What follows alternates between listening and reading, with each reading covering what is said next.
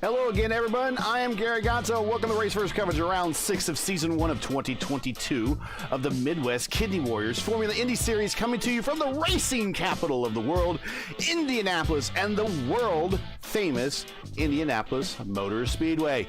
We can't do this alone, so joining me in the booth tonight is the weekend editor at Jalopnik.com and co-host of the Motorsport 101 podcast and participant in the Lionheart Speedway Series. Please welcome Ryan Eric King. Hey, Ryan. Back in 1992, after Al Jr. won his first Indy 500, he said, "You just don't know what Indy means. Indy is many things to many people, but what does Indy mean to you and the drivers that will make up this grid tonight?" There's nothing like a win at Indianapolis. Honestly, to me, this place is truly American motorsport at its heart. One of the oldest facilities in this country, and I'm glad that anyone who's willing to pay subscription can race on this track. We got about 46 seconds left in qualifications right now, watching Dakota DeMay, the not defending champ, but the prior champion of the last season of the RIL. He had to give that up, finished fourth again this year, but great oval driver. We saw him win here before on the RIL. He is currently on track right now, turning in some laps. Gavin Sanders, provisional pole sitter, 228.044 miles per hour, followed by Byron Daly, the rookie, at 228.160. Caleb Binsey, who is going to take big advantage of some penalties tonight, 228.182, round out your top three at the moment. And we're getting ready to grid up here. We have a long pace lap, plenty of time to read this starting lineup. But before we get into it here in Indianapolis, do want to let you know about the, once again, the 4-lap and 1-lap track records are still held by Arie Luyendyk. Set back 26 years ago, already turned a one-lap speed of 237.498 miles per hour and a four-lap record of 236.986 miles per hour. As you see, the speeds here and actually reflected in real-time IndyCar racing in the real world. We're getting nowhere near those track records probably anytime soon. I think you're just getting ready. We can kind of get the 230 window eclipse, but not much beyond that. So that's kind of what we're looking at here. But 228 still moving right along here at Indianapolis. But before we go racing here, let's we take a look at the starting lineup. But before we do, and you enjoy race first coverage of the Midwest Kidney Warriors Formula Indy Series, you respect the weekly stream, make sure you support us by smashing the like button below and subscribe so you don't miss out on the next race. And as we do that, now let's get into it at the Brickyard. We'll bring up tonight's starting lineup.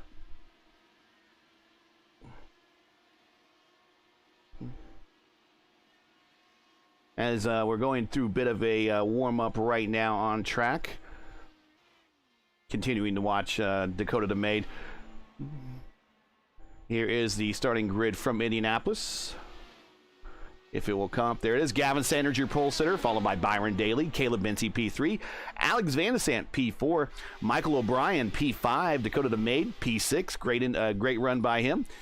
Matthew Short, P7, Nate Seifert, P8, but he will be starting at the end of the field with an EOL. Matt Houston, P9, Christopher Hill, P10, P10, Christian Jasper, P11th, Dan Piazza, Principal Dan, with a 12th starting position, but he will also be starting at the end of the field due to an EOL penalty from the previous race.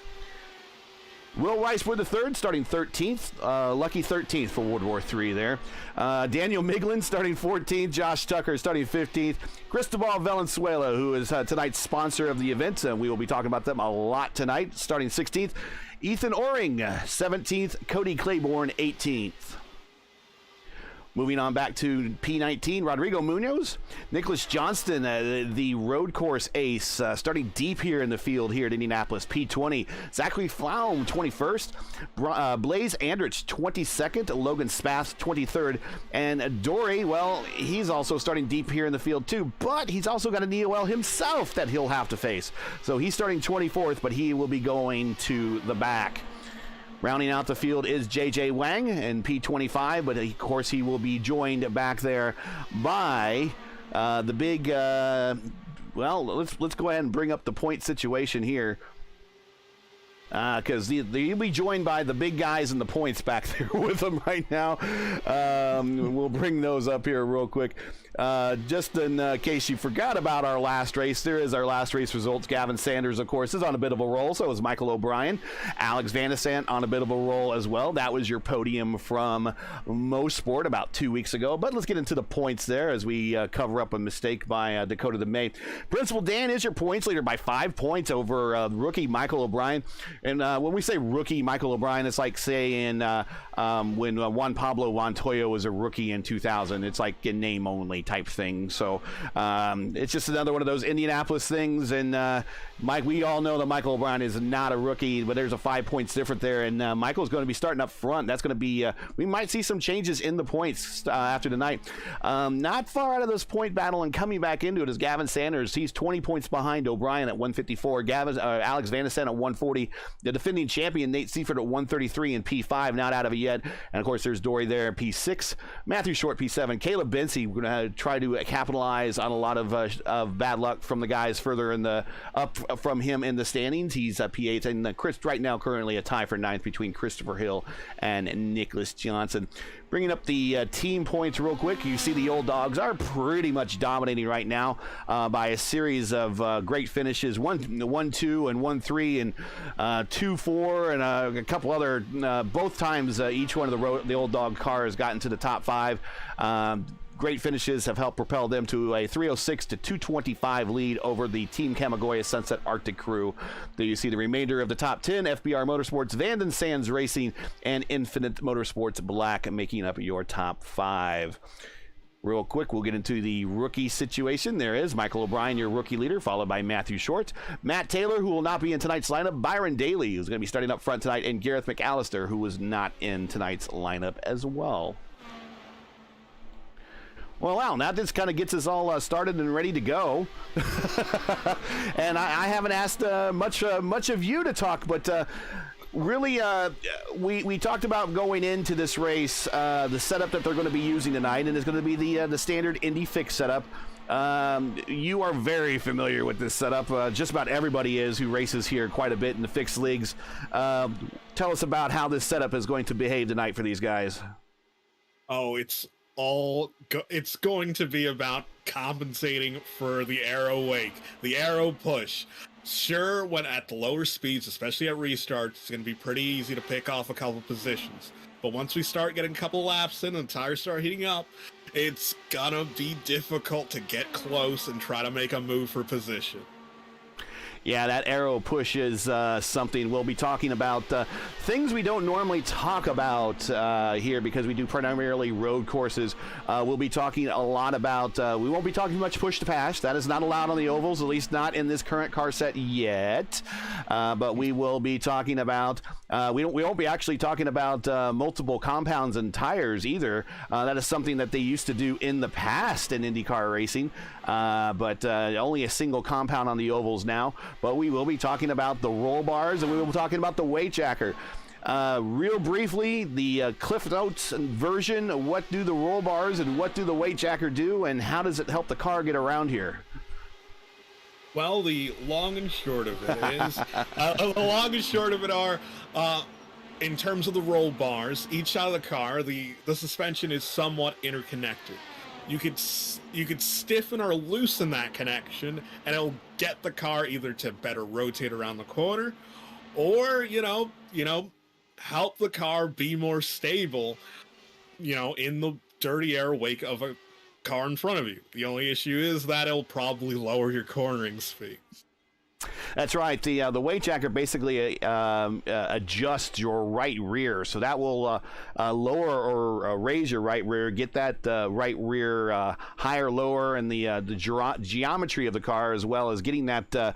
Well, there is a bit of a rear wing on these guys. There's not much on the super speedway, but it is there, and the more that gets in the air, the more downforce it provides to help these guys rotate. But also, after a while, it does kind of wear out that right rear tire, and sometimes it'll bring those guys right around on corner exit. Yeah, it's all about compromise here, where you could do more to try to get closer to the car in front of you, but at the cost of wearing out your tires and making the car even more unstable than before.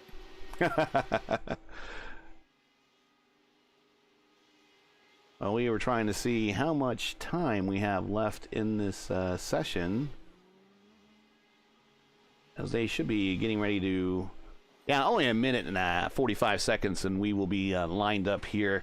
League generously letting everyone take full advantage of this warm-up period. Now, before we would have such big fields on the road courses, and we would do standing starts, I would not have the pace lap. This is a story of the this is for you and for everyone listening at home, Ryan. But the reason why we have the warm-up period here is the league does standing starts on road courses. So when you have these big 30-car fields that we normally have.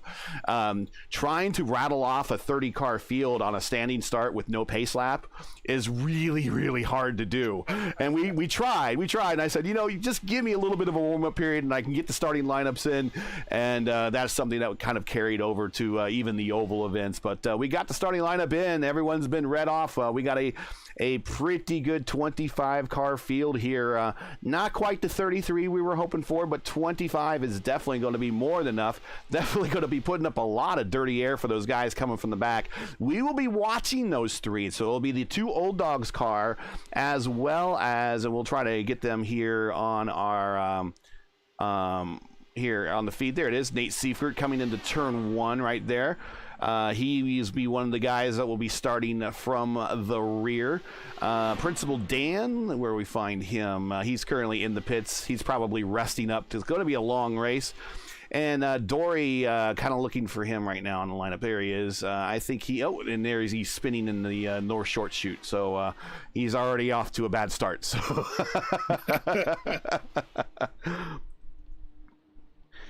So getting ready to wrap up warm up here. We are going to line up and go racing for 400 kilometers. 100 laps, 250 miles. That's just how it kind of works out for everything. We do want to thank the sponsor of a 2-night race. And I got to work on my Spanish accent here, but tonight's race from the Indianapolis Motor Speedway is brought to you by Cuerda3 Studio. So Cuerda3 Studio is a mixing and mastering service for bands, solo artists seeking professional finish to demos, mixtapes, singles, and albums. They have 15 plus years of experience in music production and can help you in the recording process. If you can't make it to our studio for a session, they can provide a file sharing service for you to upload your unmixed and unmastered tracks. Get your music done with Cuerda3 today, and we'll try to get you a URL that we can get you to hit them up, because they do some great work. That is Cuerda3, so Cuerda3.com. Again, that's Cuerda3.com. Check them out today. All right, we're gridding up right now, getting ready to make this long grid and then parade pace lap. Imagine if we did do a parade and pace laps like they do for the real race. This race would take forever to get underway. Oh, I swear every May it feels like it gets longer and longer. Like they do 3 and then 4, and then it seems to be at 4. Yeah, and you're on your feet. If you ever get a chance to go to the race, you are pretty much on your feet from about 15 minutes prior to the green flag, all the way through to about, I want to say about the 10th lap, when people start sitting down and start hitting the coolers. They're like, okay, I've been standing for the last 15 minutes. It's time for a drink. It's time for a ham sandwich or whatever.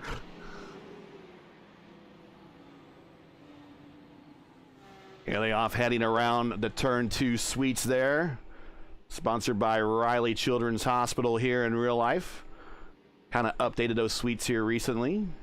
Actually, we'll get hopefully a new scan of the race here, the race course here, hopefully in time for the Indy GP. If not, because this is a NASCAR world and we'll live in it, regardless if we like living in it or not, we will see a new scan of the track probably for when the NASCAR guys come here later in the year. But right now we're using a scan that's pretty dated. I would say almost a better part of 10 years old this scan is. Yeah, it's from that early period with the DW12, and I was quite fond of those early era races, but it'd be nice to get an updated version of the Brickyard. Yeah. Coming around on the north end of the racetrack through turns 3 and 4, heading through 4 on the exit of 4 now, heading to the yard of bricks. Field is under the command of Gavin Sanders here momentarily as the pace car dips off, and we are getting ready to go racing here at Indianapolis. Starter has a green flag in hand, waving. We are good to go. Green flag here at Indianapolis.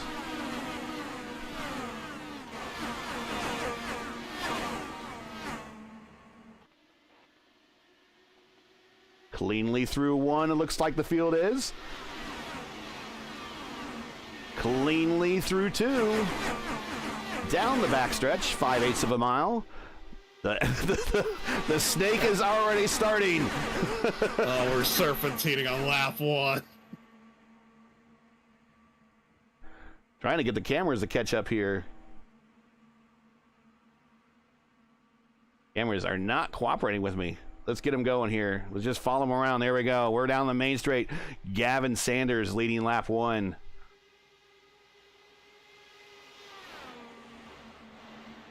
Yep, things starting to thin out. The field heading into single file.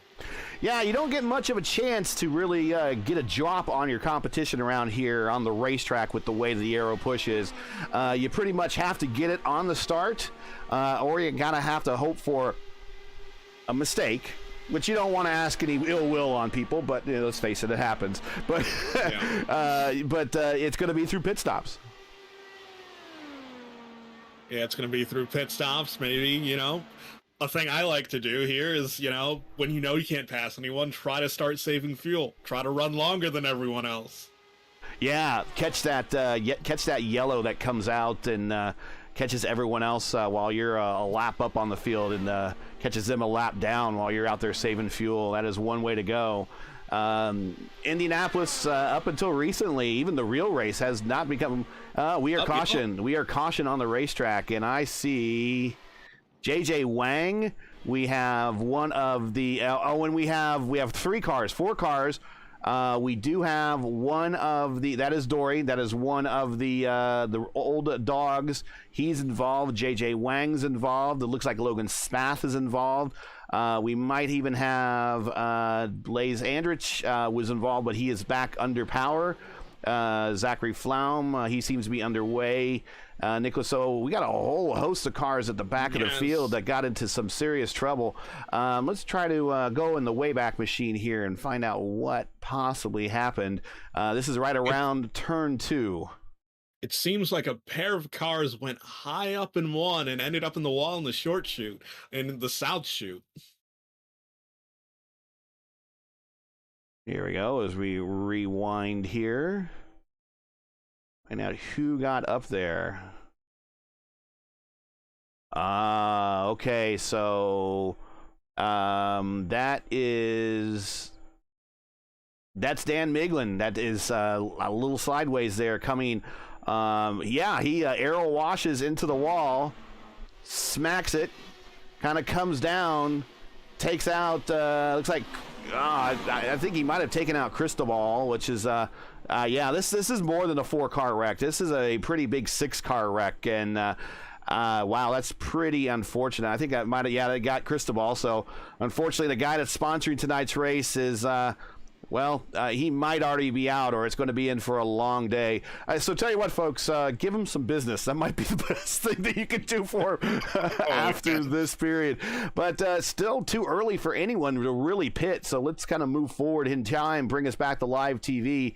And that's really going to thin down this field, and that's really going to impact this championship, because now we want to look at the championship points one more time.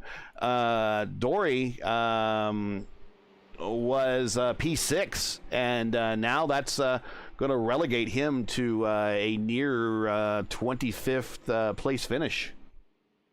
Yeah, I'm surprised to see a wreck of that scale here at Indianapolis, like especially that far back in the field. You don't normally see people go 3 wide into one. Now, this is your first time kind of checking out the FIS, and I've called, this is their 3rd oval race. Before, the first one they did was here at Indianapolis. The second one they did was at Fontana. Caleb Binsey won the first race. Alex Van de Sant won the Fontana race. It is this partially a nature of a lot of these drivers are not attuned to running the ovals as much as they would be in probably another series that specializes in ovals or has more ovals on the schedule? Yeah, that seems to be the case where, you know, sometimes the difference in skill creates opportunities that don't normally present themselves.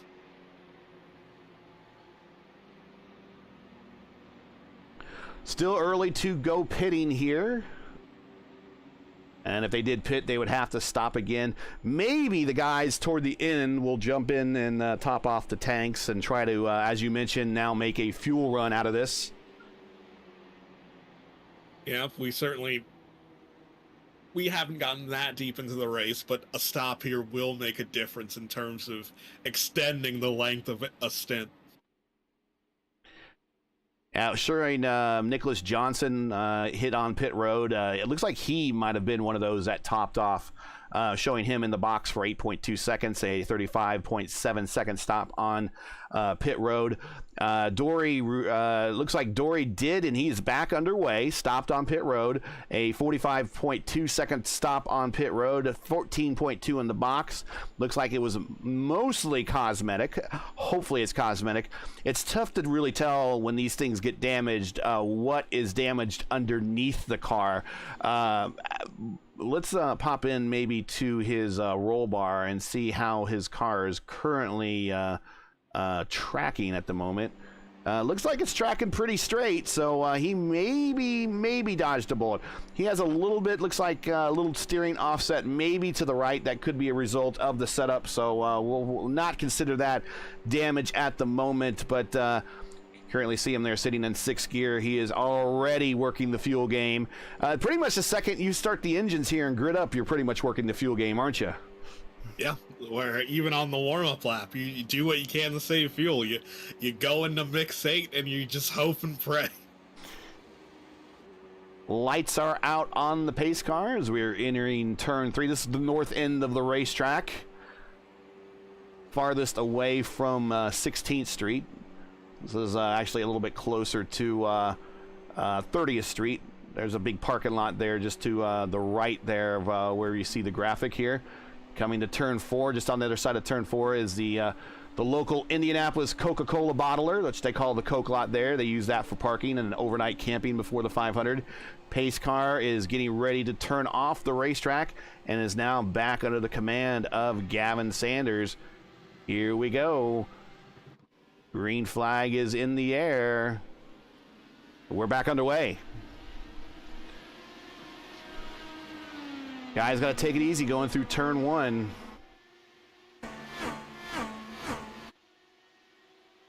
Cars will tend to get a little loose, especially in dirty air on starts and restarts. Whoa, Alex Van de Sant getting a little squirrely there off the exit of 2. Yeah, I was a bit worried. Yeah, and that's going to open the door for Caleb Bency to take a look underneath him and get that pass completed.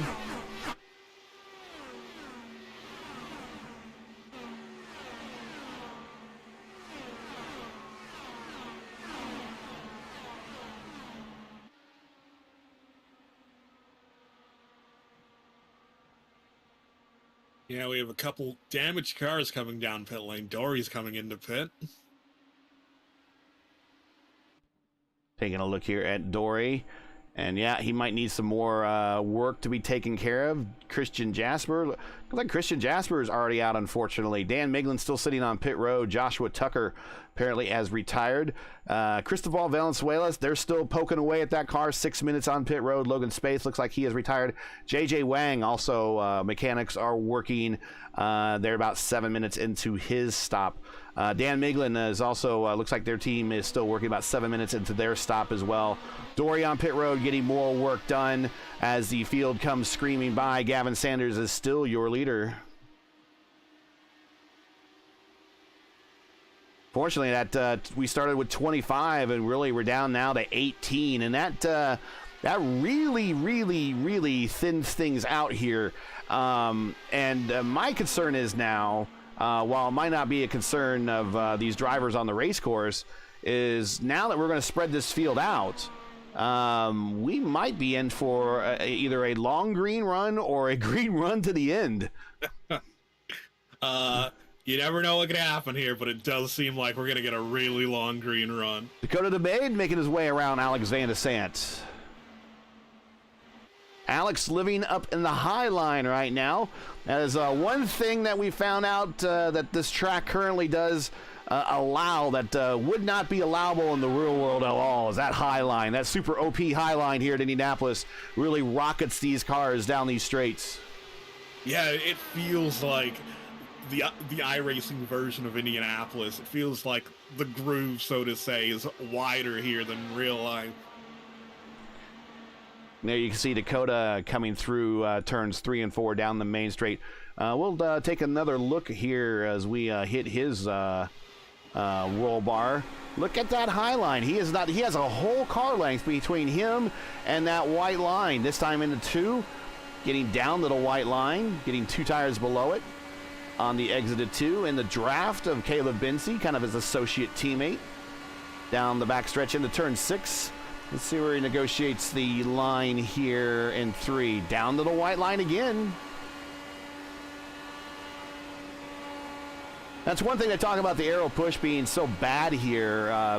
Maybe a second line is not such a bad thing, but really the second line is it's not the fastest line in qualifications, but it is the fastest line during the race. It could really help you run people down and track them down.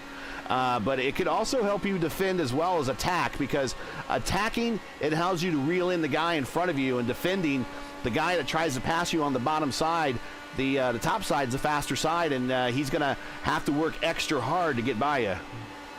Yeah, because it's really useful when you're chasing someone down to use that second lane to stay close. So when you get back onto a straight, the toe is way more effective than if you hung behind them in a corner.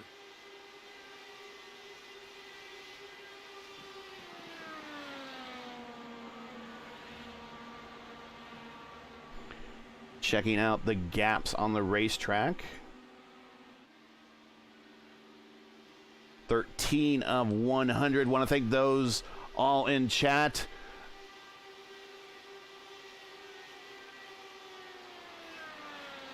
I don't trust the damage repair to hop on back out there.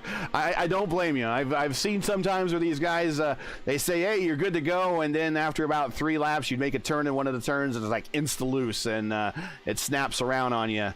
And if you're going to have other guys around you, yeah, you don't want to impact their race, at least not this point in time. But still showing Principal Dan, Dan Piazza there in 17th spot on the lead lap. Everyone below him are multiple laps down or out of the race.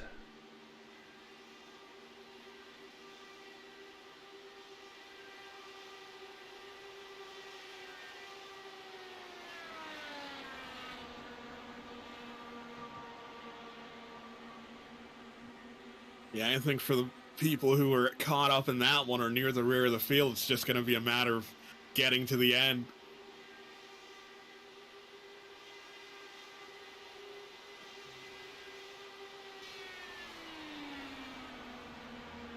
Yeah, and with that, we don't have a ride-along guy, so let's see if we can find the best battle at the on the racetrack at the moment, and we'll give you a bit of a ride-along here.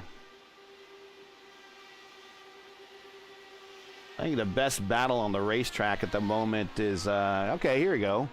Nicholas Johnson, Will Weisbrod. There we go. Yeah, actually, Johnson's going to make the pass before I get a chance to switch cameras, but he will pull that one off. Weisbrod up high. Look at that run. He gets in the short chute. He's right there. He's not out of this battle yet. Oh, my goodness. Oh, that's twice he got really close.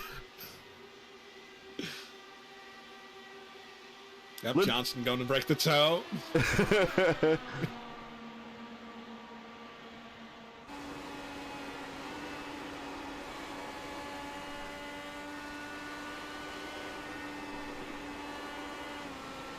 Oh, looks like Weisbrod got a big taste to push there. There, he sure did, and we will actually do the ride-along right now with Will Weisbrod. A ride around, we'll do a lap and a half here in Indianapolis as he's going to turns 3 and 4. Give me a little time to check out the 2.5 mile oval located on the west side of Indianapolis.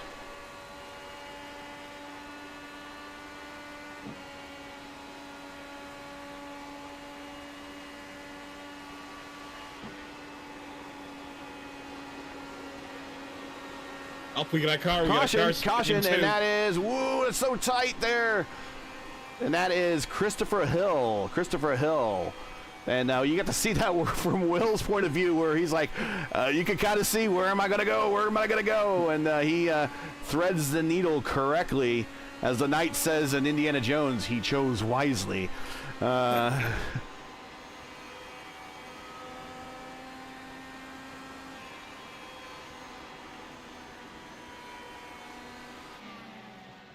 But, yeah, let's check out what happened there to Christopher Hill, the road ace from PRI. He is a teammate to Nate Siefker, who's worked his way up to actually into the 10th spot. So we'll need to keep a better eye on these guys fighting for this championship. Okay, all right. So here's what happened we'll go ahead and do the shot from Race First 1 airship. Into turn 1, he might not even had dirty air. He just kind of pushed up and hit the wall, spins to the inside in the short chute there, and right back up into the racing line, a little bit higher than it, allows cars to escape underneath them, and day is done, unfortunately, for the road ace there, Christopher Hill.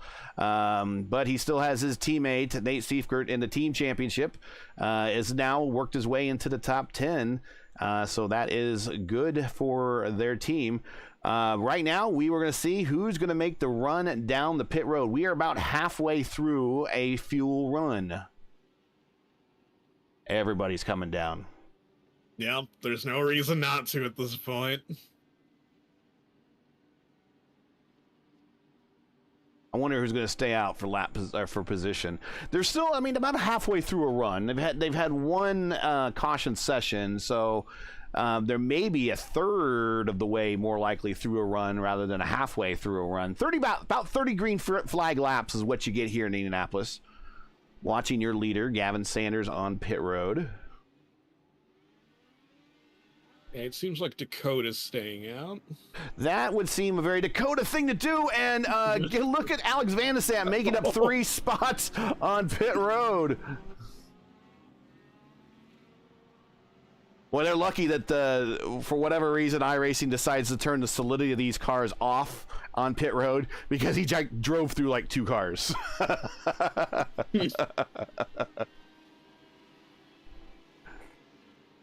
That brings Alex Van de Sande now up into the second car, who stopped on this pit stop. Actually, he might be now behind Daly. We'll see how they slot him out, but back up front, there's Dakota the Maid. He is now thinking that track position and the fact that they might still have a better part of 2/3 of a tank to go might be the way to victory here. Right behind him is Ethan Oring, the rookie. And those are the only 2 cars that did not stop. So both of them are 19 laps on their current stint. So they are slightly lighter tanks, but definitely more worn tires. But what's going to help Dakota in this case is he's got the clean air, so he's not going to be scrubbing off as much that's in front of him as he was right before this caution, where he was kind of labored in traffic. Yeah, because I know early on we talked a whole lot about push, but when you're out in front in clean air here in Indianapolis, you pretty much can keep your foot down the whole way around and start pulling a gap from, say, maybe not the guy in second, but the guy in 5th and 6th, when they have that huge wall of dirty air and the line starts pulling out wide. Now we do have the lucky dog here, so that is going to allow Dory to get the wave around this time. I do believe. I am showing him on the light. Now, on top of having the lucky dog here, which is not a part of IndyCar racing, it's just a part of this league's when they run ovals. They also have the wave around, so that's an IndyCar rule where the leader is the pace car always picks up the leader, no matter where the leader is on the racetrack. The pace car will always pick him up. If the leader opts the pit and the car behind him, who is not on the lead lap, stays out, then they will get the wave around with like 1 or 2 to go before green. The problem with then is that they're unable to pit at that point. They can pit, but they'll get a penalty. But they're unable to pit. But they kind of got to hope to get another caution or a quick caution in order to get them their lap to stay on that lap. Otherwise, they got to pit, and they're more than likely going to lose a lap. Although here in Indianapolis, depending on where you are in proximity to the leader, when you do pit, you might pop out just in front of the leader. But if you are well behind the leader and you decide to pop into the pits, chances are you're going a lap down. So that's what I think that's who we see right here. This car right here, 2 behind Dakota, which is Dakota, Ethan Oring. That's P1, P2 on the racetrack. And then we're looking at P18 right here, Blaze Andrich. He is currently showing 1 lap down, and I am thinking that he was kind of hoping to get that wave around. But he did not get it, and we're getting ready to go green. Here we go, and Dakota kind of checked the field up, and now he's letting them all pay for it by pulling away, going in the 1. You know, he'll He'll get a good run away from them, but I don't think he's going to get far enough away to break the tow. Side by side going to turn one, Caleb Bency, Alex Vanasant. Oh, on the high side, here comes Nate Seifert. Kind of looking for the hole right there on top of Alex Vanasant. Caleb Bency getting around Byron Daly, going down the backstretch. Getting kind of crowded back there, folks. Whoa! Oh. Who's that? JJ Wang. That is JJ Wang holding on for dear life. Right behind him, Cody Claiborne. I don't want to say I jinxed it, but Dakota's broken more than a second gap from second place. Yeah, Dakota out to a 1.2 second gap. Draft envelope of these cars extends to about 1.5 seconds. So, Ethan Oring is still within that gap. Nope, not anymore. He's right at the 1.5 and kind of losing ground. Probably by the time they hit the start-finish line, Ethan's going to probably be out of that gap. But right behind him, there is Gavin Sanders, that first car who made that stop under that last caution. Also right behind him is there's Blaze Anders trying to hang on and get as close to the front as he possibly can, but he's slowly getting engulfed by a lot of these cars. There's Nate Seifert making a pass in the back by Byron Daly. He's getting to the inside, side by side, going through one, and he washes up in front of him. Wow! Will Weisbrod almost gets a little kiss of the wall right there.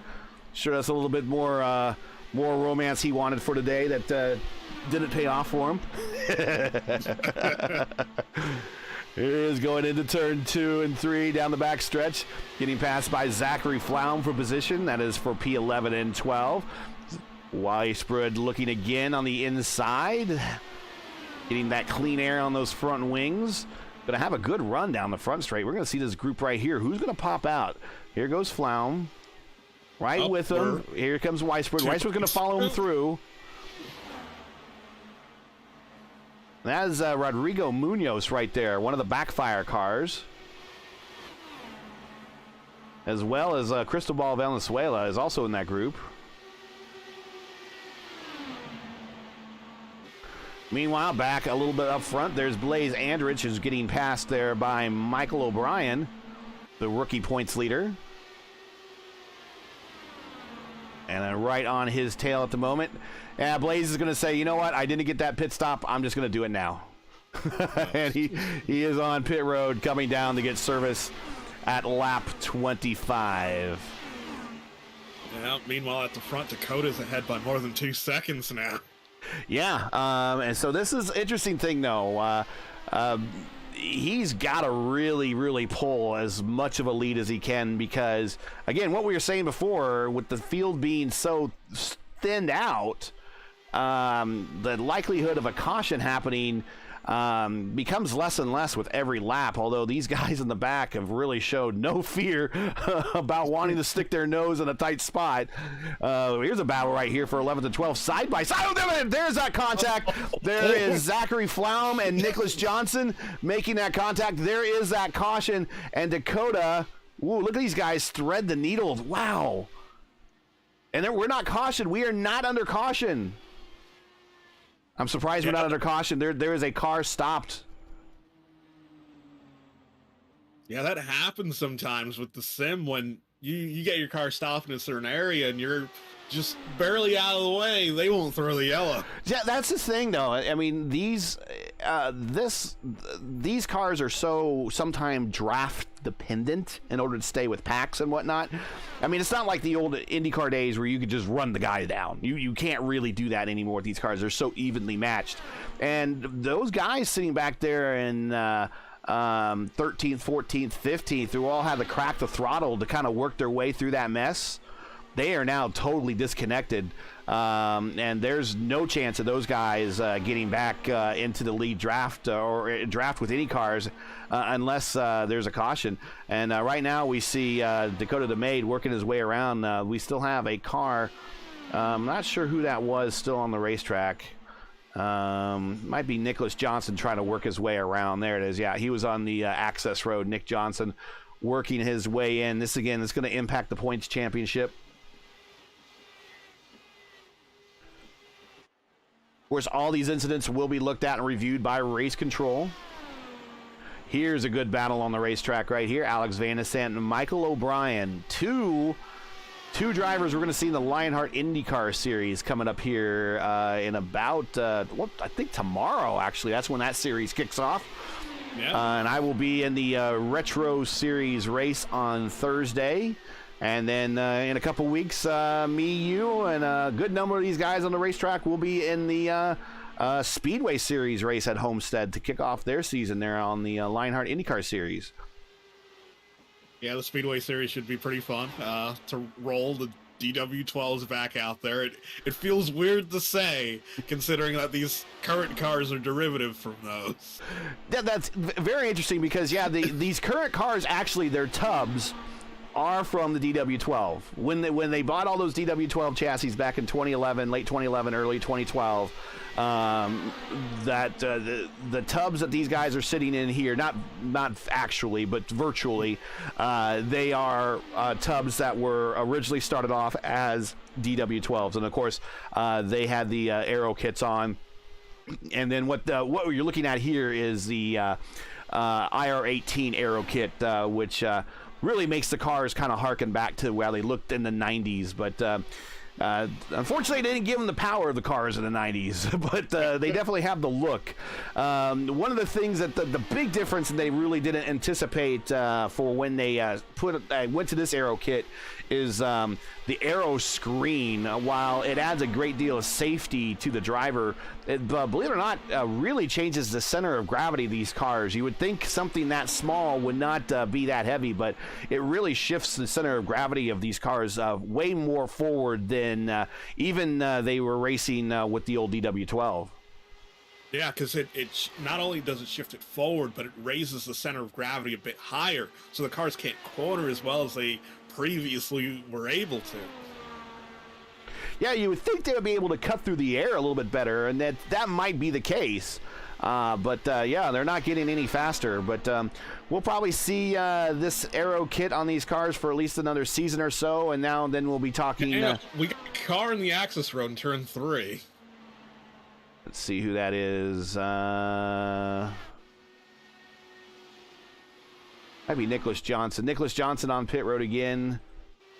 Yeah, I don't think that might be him. Yeah, he just hit pit road. So he is getting continuing to get damaged, adjusted on his car to the point where he can still make some laps up. Let's take a look at the points situation. This is not live points. It's just the points coming into the night. Principal Dan, currently your points leader. He is running 14th. Michael O'Brien, let's get him on the camera. Here he is running 6th right here behind Alex Van der Sant. Gavin Sanders, here he is currently P2. Alex Van der Sant currently is P5. Nate Seifert currently is up to P7. Dory, he has taken the big hit so far. He is still on the racetrack, back in 15th, but he is on the lead lap, I think, but he might be running a little damage. Matthew Short, where we have Matthew Short, I believe he's still on the racetrack. There he is, 13th, running just all by himself in clean air. Caleb Bency right now running in 4th. Christopher Hill involved in a wreck. His day is done. Nicholas Johnson involved in a wreck. So the guys back in 9th, tied for 9th, are having a tough day. So the guy that might be able to capitalize on that is in P13 on the points and P12 on the racetrack, and we'll bring him to you right here as we bring the points off the screen. It's Rodrigo Munoz. He might be able to jump 2 spots depending on how he finishes, because the two his immediate guys in front of him either are in the race tonight or they are already out. So the importance of just finishing right now kind of paramount for a couple of these drivers. Yeah, and it seems like that's going to be the focus. They're just pitting, and Dakota's finally coming into pit lane. Okay, so 34 laps. That's a little bit shorter than I thought he would have got out of this run, but 34 laps it is. He is hitting pit road along with Ethan Oring, so both of them are now on the same schedule. We'll see if Dakota is going to come out in front of the leaders or go a lap down here. He hits his stop is coming to a stop in his pit stall, hits the marks up on the jacks, getting full fuel and tires. You can get 4 new tires before the fuel tank is ever filled up here. He is filled up and down and away, getting ready to cross that green cone, which means he can get off the pit limiter, and he is back under power, and we will see where the leaders are coming from. And here comes Gavin Sanders just now crossing the start-finish line. So I think Dakota is going to come out, pretty well in front of Gavin. Going to stay on the lead lap, but he is going to be at the tail end of it. Yeah, it's pretty much at this point just a waiting game. Put out those fast laps, just try to claw back inch by inch and wait to see how things cycle out.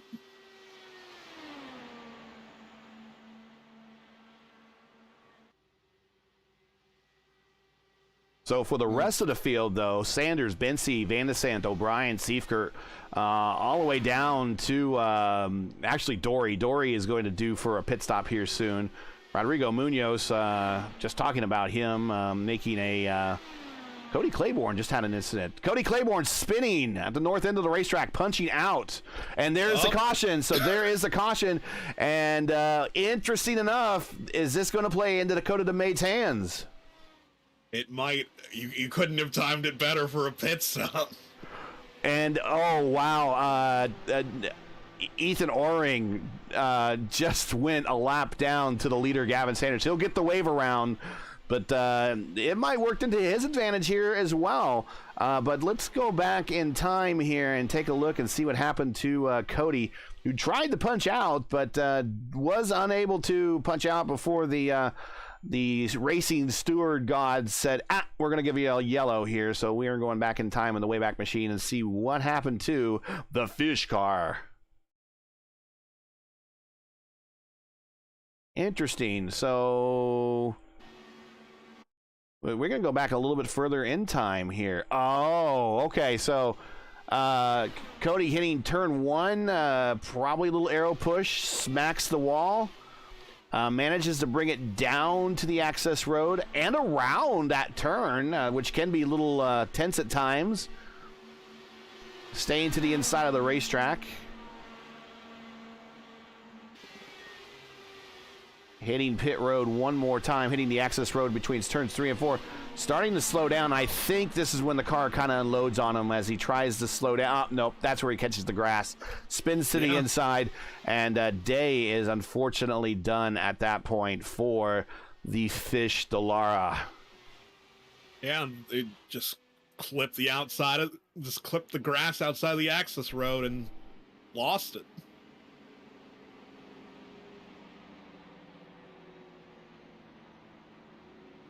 And let's take a look. What is Gavin going to do? Going down pit road.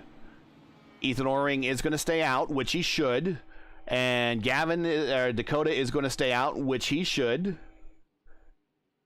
Interesting enough, it was just a couple seconds that separated Oring and Dakota. And now Dakota's now going to the front of the pack.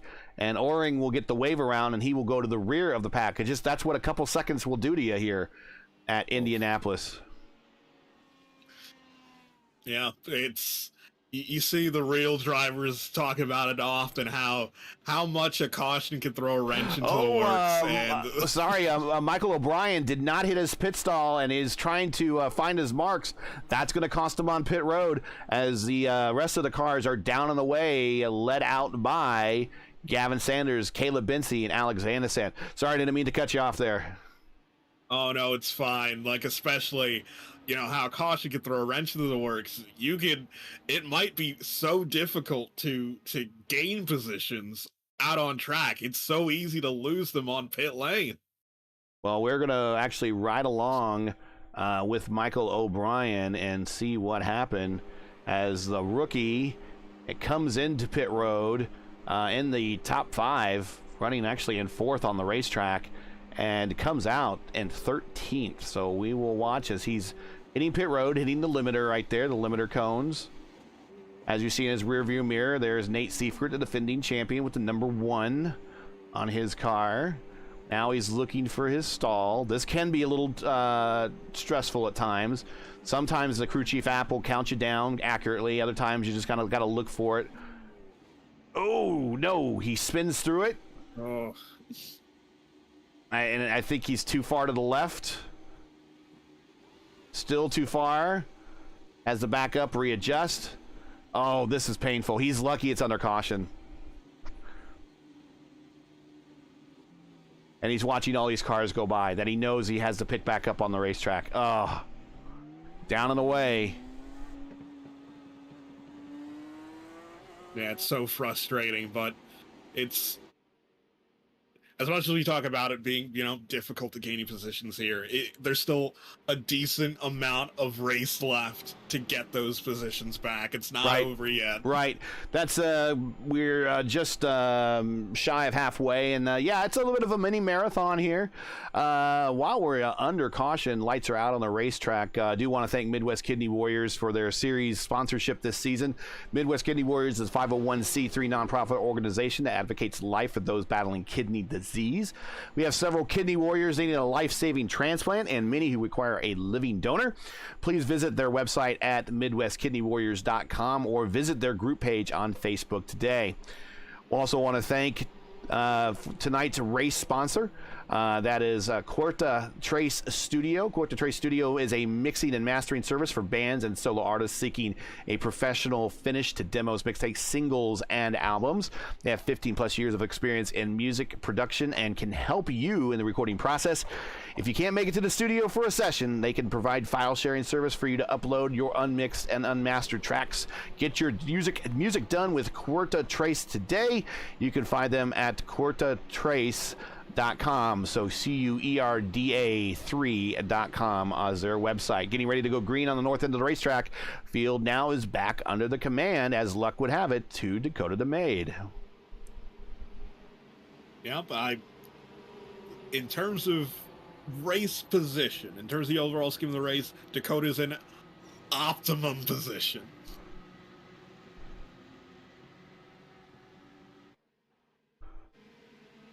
Green flag. A little bit of a wiggle for Dakota there as he brings the car up to speed. Does the starting the little bit of the snake down the front stretch. He does have a lap car between himself and P2. That is Blaze Andrich right there. Right now he has Gavin Sanders looking to the high side right in front of the turn 2 suites down the back stretch. Back stretch kind of separates two parts of the Brickyard Crossing golf course. Actually, it's the home course of the Speedway High School golf team there. No, not many high schools have a home course at a racetrack. No, not at all. Not at all. The Speedway High School Spark Plugs.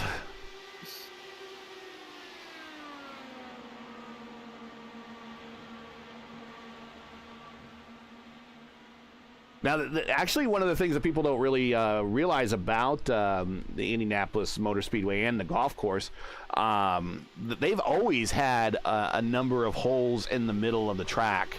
I forget before when it got the makeover from Pete Dye how many holes were in the track. And then I think right now it's just 3 holes that Pete Dye has that kind of crisscross the track right now, in and out. At one point, I think it was a 9-hole course, kind of a small community course, and now it's a full-blown 18-hole championship course. So and it's for the public. The public can go golf there. So next time anyone's in town, bring your sticks and go out to the get a tee time. Yeah, that's right. Get a tee time at the at Brickyard Crossing. And if you're so inclined, several of the water hazards on the backstretch, if you dig deep enough, caution on the racetrack, caution. Trying to find, there's JJ Wang. I'm trying to find, there is Blaze Andrich. There is the guy that was trying to stay on a lead lap. But if you bring your waders and are so inclined to dig deep enough in some of those hazard ponds, you might find some original bricks still stashed away deep in some of those ponds from the original racetrack. There's a souvenir. So here we see Blaze Andrich right in front of Nate Seifert, who at the time was in P5, and he runs the high line. Nate does too, but I think. See, here's the problem when you run the high line, and there's an old saying: you live by the sword and you die by the sword.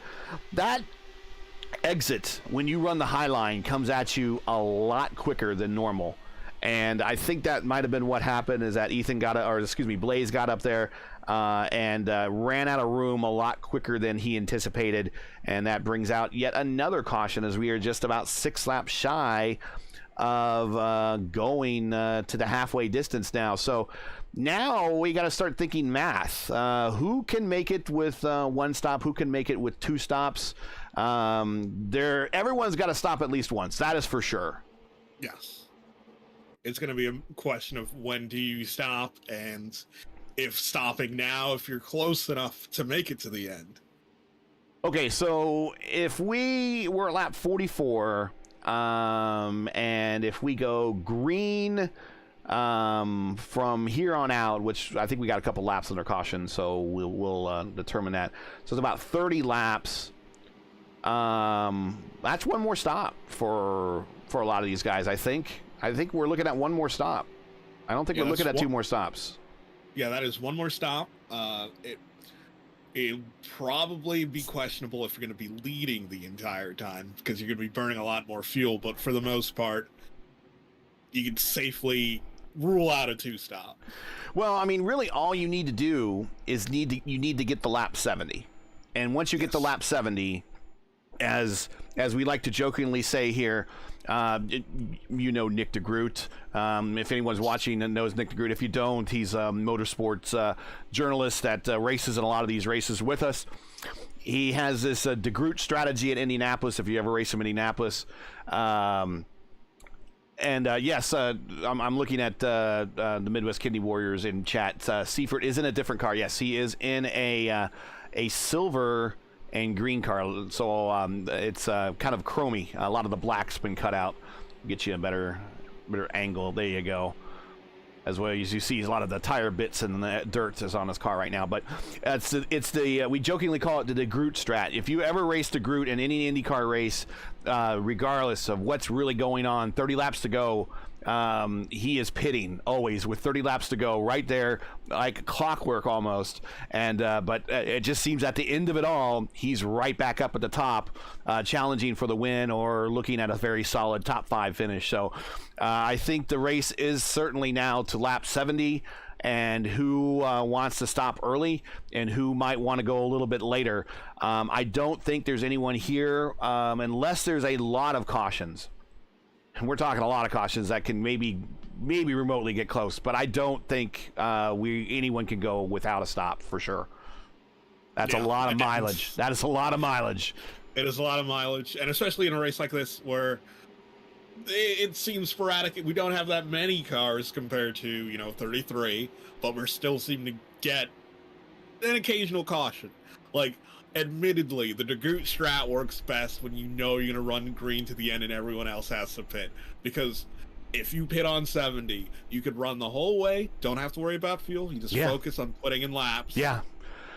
Full rich the entire time. Just make your laps, hit your marks. That's it. It's pretty amazing, though, when we watch these races now, for at least when we're watching virtual IndyCar, how attrition has become an issue at sometimes these Indianapolis races, and how it's not the case in real Indianapolis. I think last year Indianapolis only had 3 cars that didn't finish, and everyone there was like 30 cars on the track at the end. I believe that was it's been an ongoing trend where they've had pretty much the entire field still rolling at the end of a lot of these finishes. A lot of that has to do with the reliability of these engines that they're using, these Toyota and Toyota. Yeah, that's a little while ago.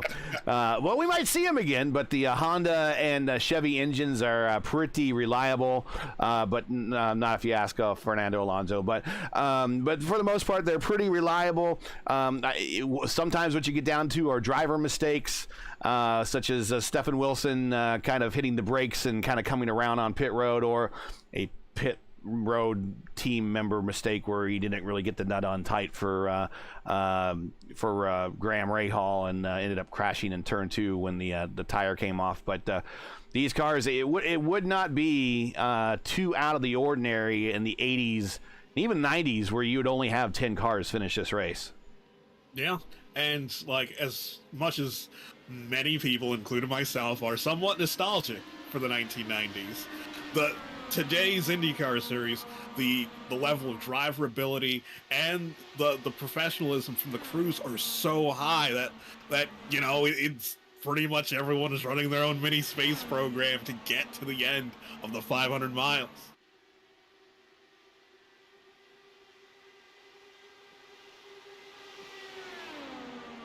Got a little bit of a big battle back here right around Principal Dan Dory. Here is Ethan Oring looking to the inside of Dory. Now on the outside, here comes Byron Daly, who started up front today. He's wanting to make up some positions. Got a car making a dive down the pit road. Not sure who that is. That's Blade. No, I'm not sure who is making a dive down pit road. Well, let me go back and see if I can see. No, it's Ethan Oring. Oh, interesting. He maybe got is he serving a penalty? Getting a drive-through, maybe? Blaze Andrich was doing a little side-by-side action there with J.J. Wang. Yeah, Ethan Oring is on pit road. Not sure why the stop. The timer's not running. I don't know if we're getting a hold or... And I just saw him blink out, so... I don't know, maybe some driver frustration or something. I don't know. We'll have to go back and check that out. But, oh, no, he's rolling now. And now he's moving forward and away. He might have had a hold or had some sort of penalty on the start. Well, good day for the Kamigoye teammates, positioned at 1 and 2 on the racetrack at the moment, trying to run down these old dogs. We got Vandersnap moving his way through the field.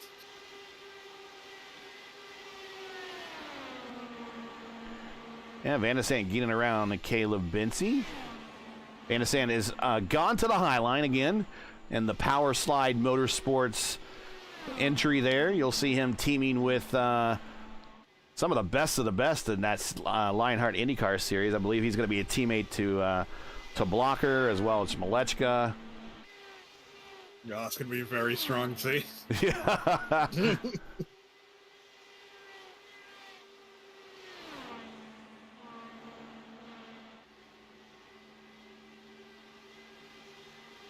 Take a look at speeds that time by. Last time by, Dakota with a 41.1.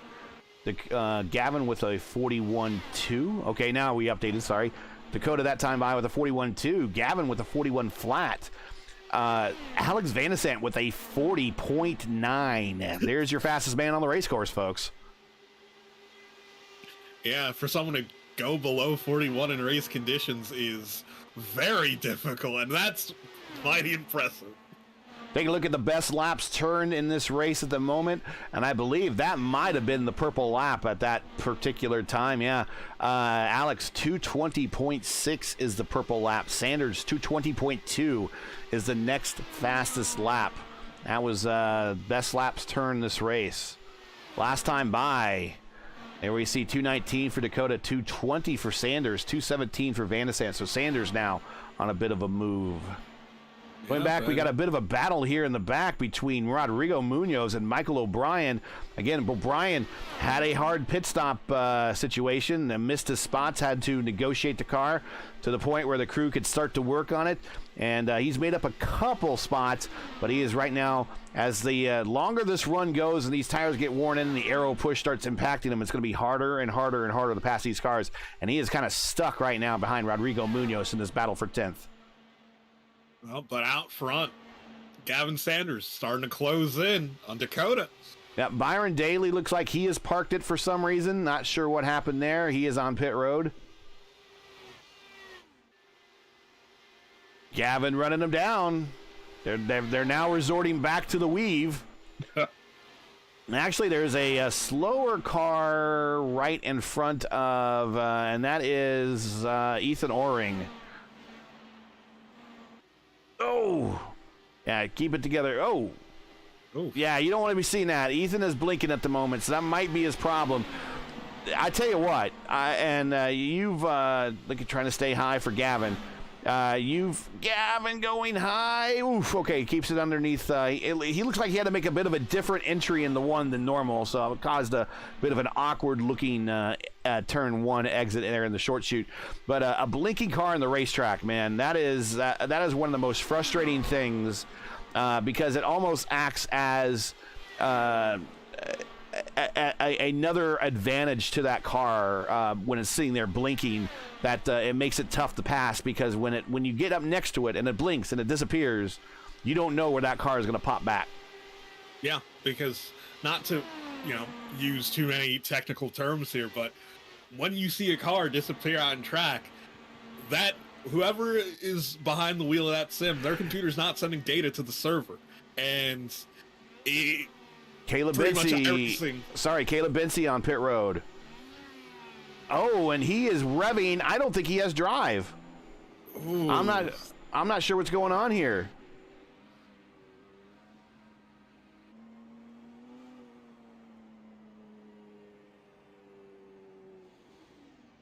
And let's rewind. I believe I heard him just revving his engine.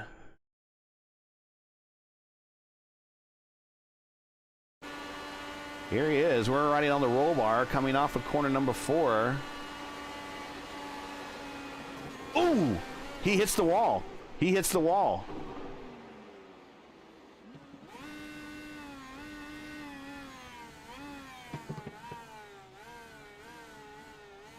Now he's checking the car.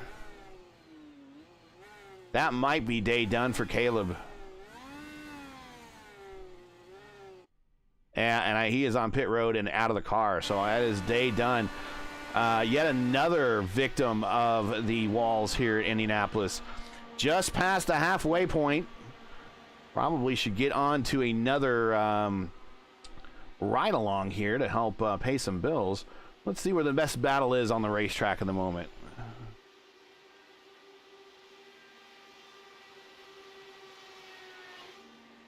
Ooh, I'd probably recommend Alex Van de Sande. He's going to blow past Ethan Oring.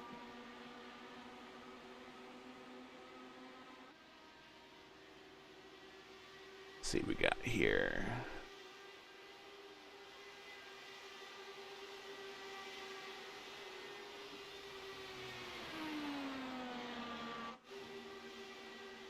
Let's ride along with Rodrigo Munoz here for our ride along.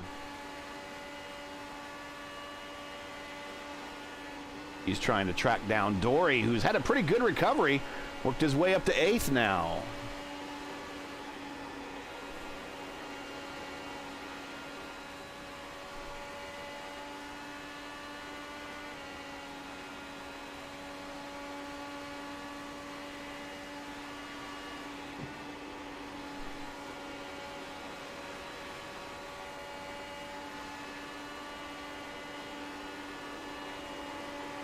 Yeah, it seems like Rodrigo's really closing in on Dory pretty quickly here. We'll ride along here another lap here and see how he rails him in. I gotta imagine Dory is injured still from the early incident. Ooh, Rodrigo. Yeah, based on the previous lap, Rodrigo is almost 0.6 quicker.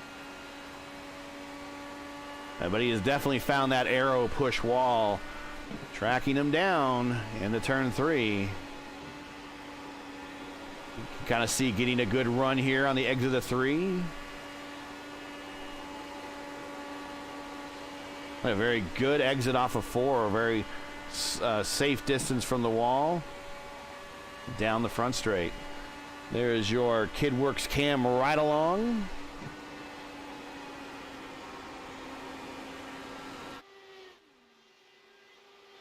This lap around Indianapolis brought to you by KidWorks OC. Go to kidworksoc.org to see how you can help restore at-risk neighborhoods and make a difference in a child's life. I want to thank them for allowing us to ride along for a couple laps here while these guys do their business here on the world's greatest race course. Tonight's race sponsorship is brought to you by Cuerda3 Studio. Cuerda3 Studio is a mixing and mastering service for bands and solo artists seeking a professional finish to demos, mixtape, singles, and albums. They have 15 plus years of experience in music production and can help you in the recording process. If you can't make it to one of our studios for a session, we can provide a file sharing service for you to upload your unmixed and unmastered tracks. Get your music done with Cuerda3 today. Check them out at Cuerda3.com. That's Cuerda 3.com.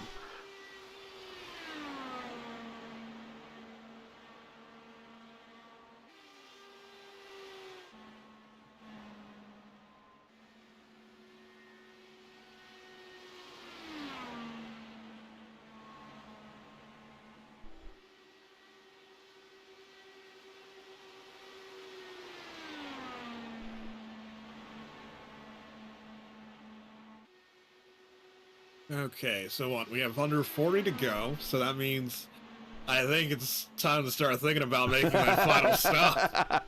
Yeah, that's. I was wondering when we were getting ready to transition into that final stop to go to distance. Let's get your pit info going on. Oh, we got a battle for with the leaders right now as we are kind of watching some of the sponsor cars, but we got Dakota side by side with World War III, trying to stay out of the way, but it's definitely allowed Gavin to kind of close the gap.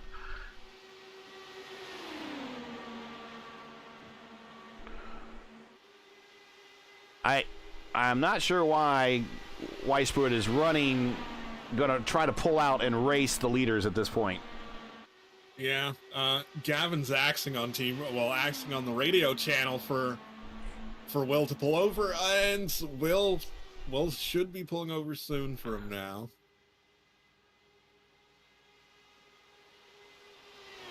Yeah, not quite sure why he decided to tuck in behind the leader. Oh. I'm not quite sure why he decided to tuck in behind the leader. And is he down a lap? No, he's down 2. So he was down at the tail end of 1 lap down. Now he's 2 laps down. He is actually ahead of him on the racetrack, though. If we should get any more cautions, Ethan Ohrring will get with the lucky dog. So he's not in the lucky dog position. At some point, you just kind of got to know when to hold him and know when to fold him type of thing. Just to quote Kenny Rogers, is playing right there probably wasn't the best thing for him to do, in my opinion. But there he goes, going high, allowing Gavin the room underneath.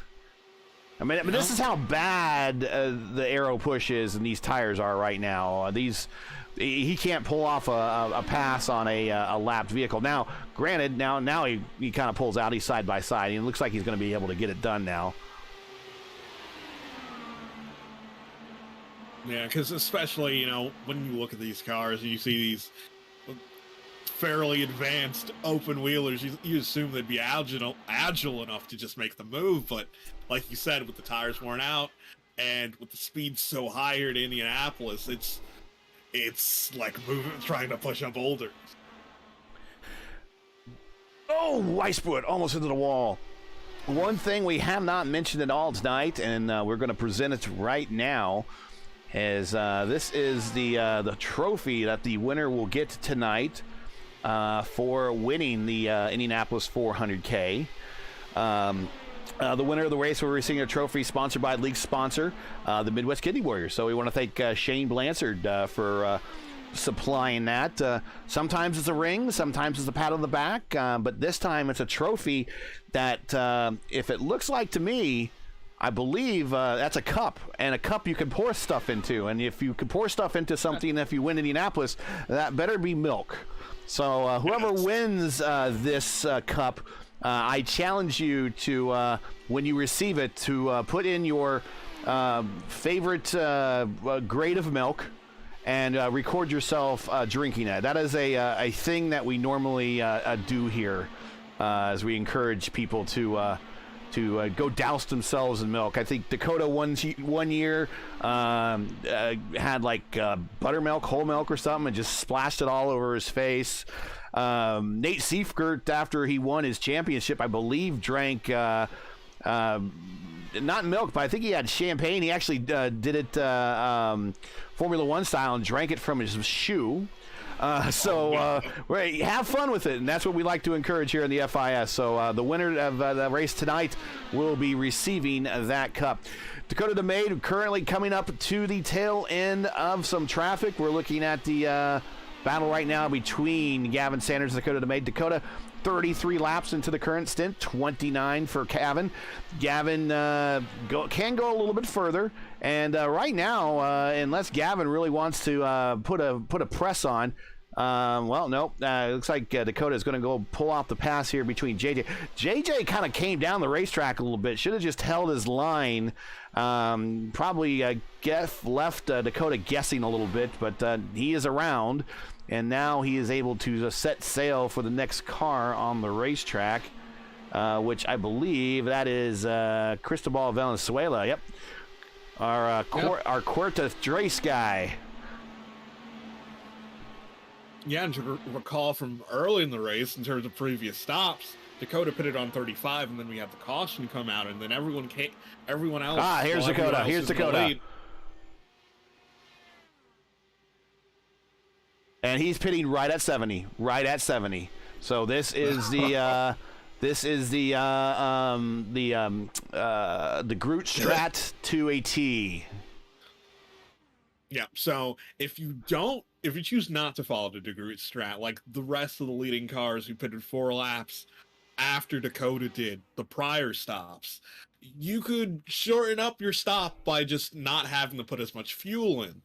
But again, if you don't have anyone helping you, you gotta be driving around the speedway at 200 plus miles an hour and trying to do the math in your head. Well, and here comes Gavin down the front straight with a car right in front of him. That is Valenzuela, and he is not going to be able to catch DeMade. DeMade going wide there in the short chute, which you're allowed to do here in IndyCar. You can go all 4 wheels above the white line. He is out and away and done for the race, and he has clean racetrack in front of him.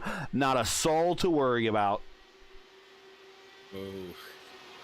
Now, the thing he does have to worry about, though, not saying there's nothing for him to worry about. There's not a soul for him to worry about right now that's in front of him on the racetrack or around them. Is a caution happening. And a lot of things can happen with caution-wise with these cars, especially with green flag pit stops, coming down off the racing line, hitting pit road with these hot tires. The brake bias maybe is not set right. Some of these cars are damaged. They might spin coming into the pits and cause a caution. Nate Seifert on pit road. So Seifert now pitting at 72. So he's going to go for a slightly shorter fill, trying to possibly get the jump. Hey, you know what? We haven't talked about him all day, but the boss man running P3.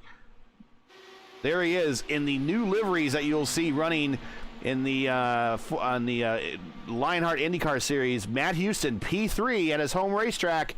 Very quiet run, but he has worked his way up 6 spots. Your big gainer of the day, though, is Dory starting from the rear. He is up 19. Here comes Matt Houston for his final stop. Right behind him is Principal Dan for his final stop. Principal Dan has worked his way to 5th spot, up 7. Rodrigo Munoz now is up to 2nd spot. He is up 17 at the moment. Yep, and the current leader, Gavin Sanders, just called out on radio. He's about to come in. All right.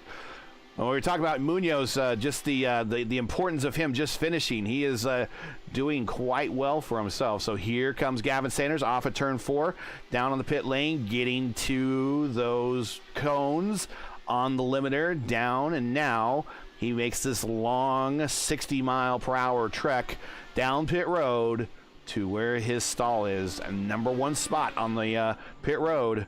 So he gets the long trip. Great thing is he doesn't have to worry about the pit limiter when he pulls out. Let's see. Because I believe, where is Dakota out on track? Because this might be close. Here comes Dakota on the main straight, crossing the start-finish line right now.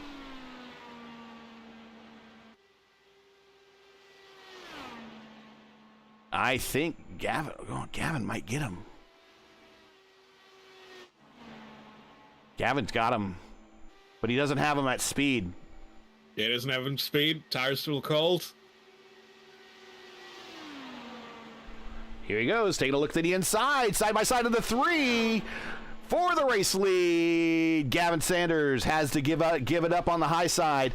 Dakota DeMaid now back to the lead with 25 laps to go. But he might have the lead, but this battle's not over, as I think the shootout is now getting ready to begin. Yeah, this is what people dream about. One-on-one. We got a 25-lap sprint for the finish at Indianapolis Motor Speedway. Now, normally 2 cars can do pretty well in combat, so I'm expecting this to kind of shrink up. Right now, your leader is Rodrigo Munoz. Here he is on pit road. He's going to turn the lead back over to Dakota DeMaid. Rodrigo coming down to his spot, right, crossed just on the other side of the start-finish line. Kind of slides through his pits, but is up on the jacks, hit his spots, hit his marks. Here comes the leaders, and they take the lead from him.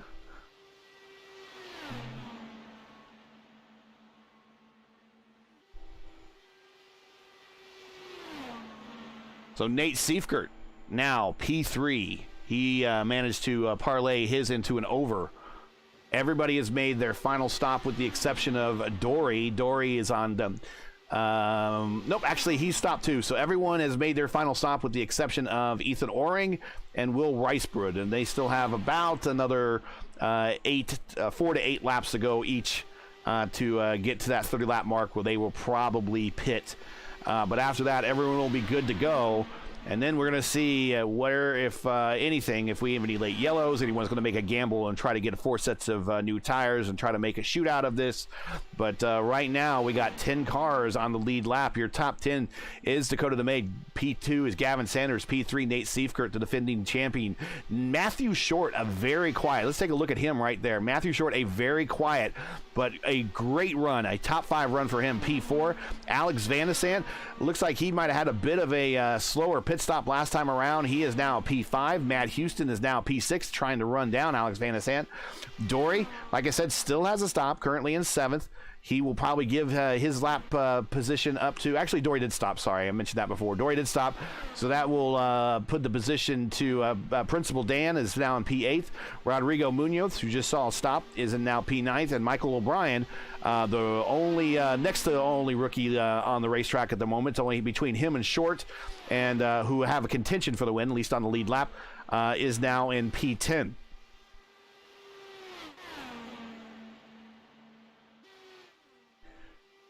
It's like Gavin's reeled in Dakota a little bit. Yeah, and it seems like he does have the ability to pull up alongside him. Though it does seem like he's sitting and waiting, planning out his move. Doesn't really matter what lap you lead, provided it's the last one. Yes. Currently see positions 15 on down out of the race. Highlighted by, fortunately, Nick Johnston, one of the top 10 leaders there, Christopher Hill. Caleb Binsey. He is a former winner at Indianapolis, albeit in another league. And, of course, he won here in the inaugural season. Indianapolis was probably looking to make some capitalization on a strong oval run today, and that's just not going to happen for him. He's now relegated back to 16th.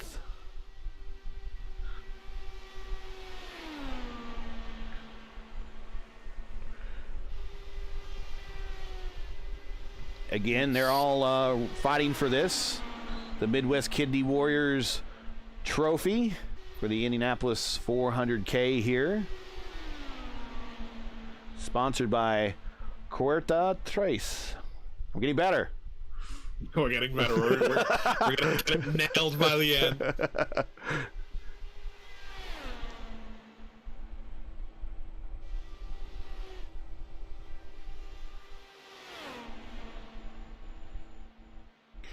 Stick with us after the race. We will interview your podium and get to hear their stories of the race, what they fought out there. seems like while we are somewhat focused on the battle for the lead and, you know, the other battles throughout the field, there is a pretty close fight for the last spot on the podium. Yeah, I was just noticing that Matthew Short is starting to slowly reel in Nate Seifert, and it's well, let's take a look back. Nate, that time by Nate 42-1, Short 42 flat. That is definitely draft aided. Now, can Short fight through this aero push and get to the rear attenuator of Nate? Nate knows that he needs this finish, and he has already started the snaky weave down the backstretch to try to defend, but it is not necessarily helping. I gotta say, Matthew Short, though, he tells me, though, that he's not the greatest oval racer. I had a great time racing around this guy when we had we both raced together at the RIL's 75 lap race at iRacing Super Speedway, where we went caution free. He and I had a blast running around each other, helping each other out. We were part of the second group, and we somehow lost track of the first group. He and I helped each other track that first group down, but he and I definitely had some fair assessment of some other weapons in our group that we didn't really want in our group afterwards. So I could definitely relate and race with this guy, and I am watching him as he's trying his best to race down Seifert, but it looks like Seifert is now starting to put some distance in him. Yeah, he might be putting distance into him, but, you know, we still have a little under 20 laps to go. There's still time to claw this back. Plenty time. Just be consistent with your laps. Just because someone's fast doesn't mean they're going to be able to put that fast time in every single lap.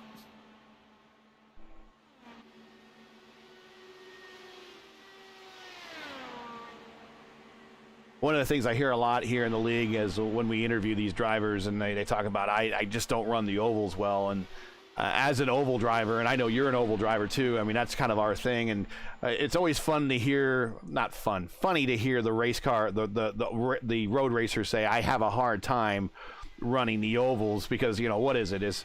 Because most of the time the road racers give you a hard time. Well, you're just turning left, and you turn left again, and you turn left again. Okay, well, it's you guys turning left and turning left and turning left again. What's the deal? I think when it comes down to it, I think road racers can muscle a car on a road course and still get a result out of it. You absolutely cannot muscle a car on an oval and get a same result out of it. Yeah, it's one of the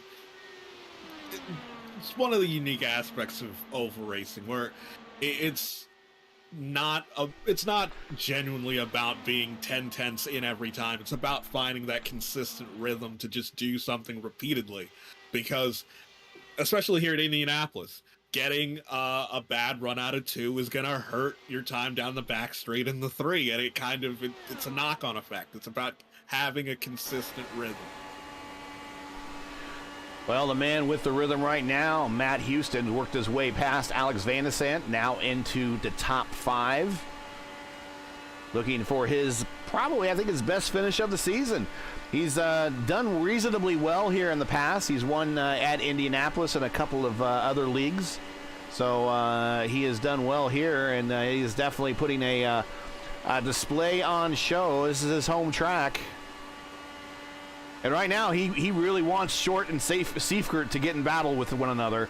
That's going to allow him to run him down. And I think Short's kind of run down Seifert again.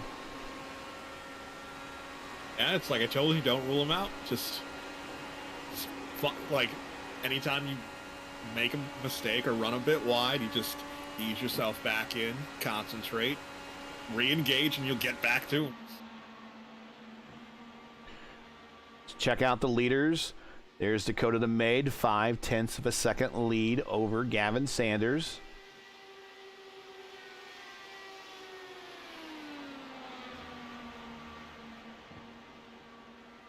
Dakota was jokingly saying that this is his one shot this year. he's held reasonably tough on the road courses, but he said this is his one shot. Of course, yesterday, as part of our Monday night Indy Fixed Top Split coverage, you watched these two finished first and third on the final fixed Indy race of this particular season. Gavin won at Watkins Glen, and Dakota finished third, which is tied for his second best finish of this fixed season. But Gavin ended up winning that race. If you want to go back and watch it, it's on our channel. Gavin ended up winning that race by with a broken front wing. Pretty much drove the final 10 laps or so like that after the leader retired with some piece. We can only assume a PC issue, and Gavin kind of had a lead. Him and Gavin had a lead such big enough that Gavin was just able to cruise home with it. But these two last couple nights have been at the front of the pack, regardless of what race they've been in, and they're looking to do it one more time with 10 laps to go here in Indianapolis. Yep, only on iRacing could you go head-to-head at the Glen on Monday night and then head over to the Speedway on Tuesday. Real quick, let's take a look at the schedule before we get to 10 laps to go. We are in the second half of our season. We're on the coming home portion of the schedule. We will have another week off after Indianapolis here, and we will go to COTA. Then the Homestead Road Course B configuration. Then they will do the street course at Chicago for the first time that we'll see Indy cars running there competitively.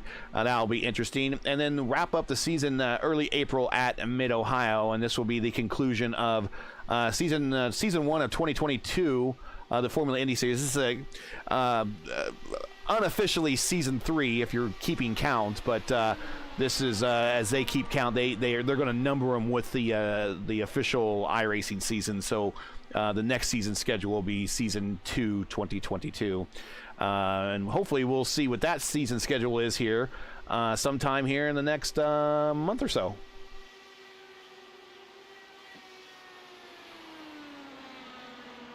And unless I missed something, Matt Houston's come down pit lane. Oop, I'm hearing wrecking in turn 1, and so we're cautioned on the race course, and I'm not sure what happened. Yeah, Vesta, yeah, Will is stopped in turn 1. Okay, all right, here it is.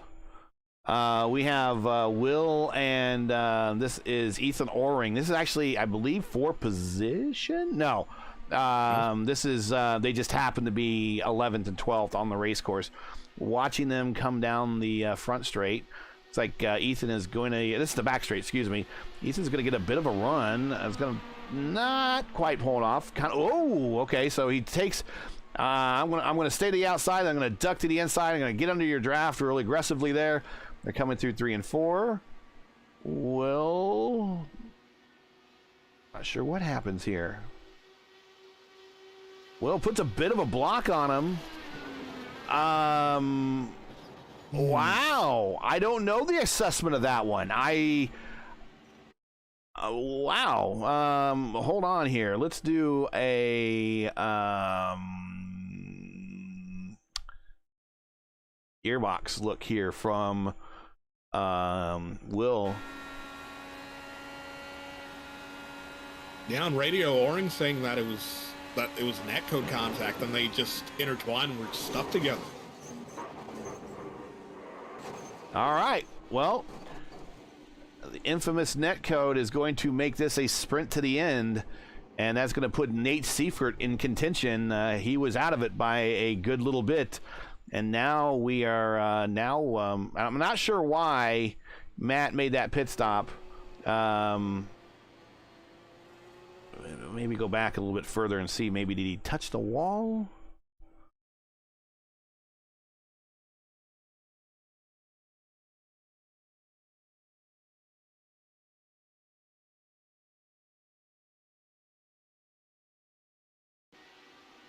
I can't see why he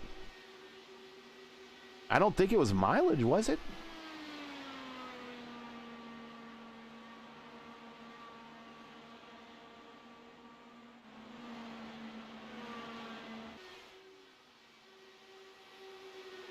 I'll maybe have you take a closer look at that and see if you could see something that would cause him to have to pit. Yeah, I'll take a look back.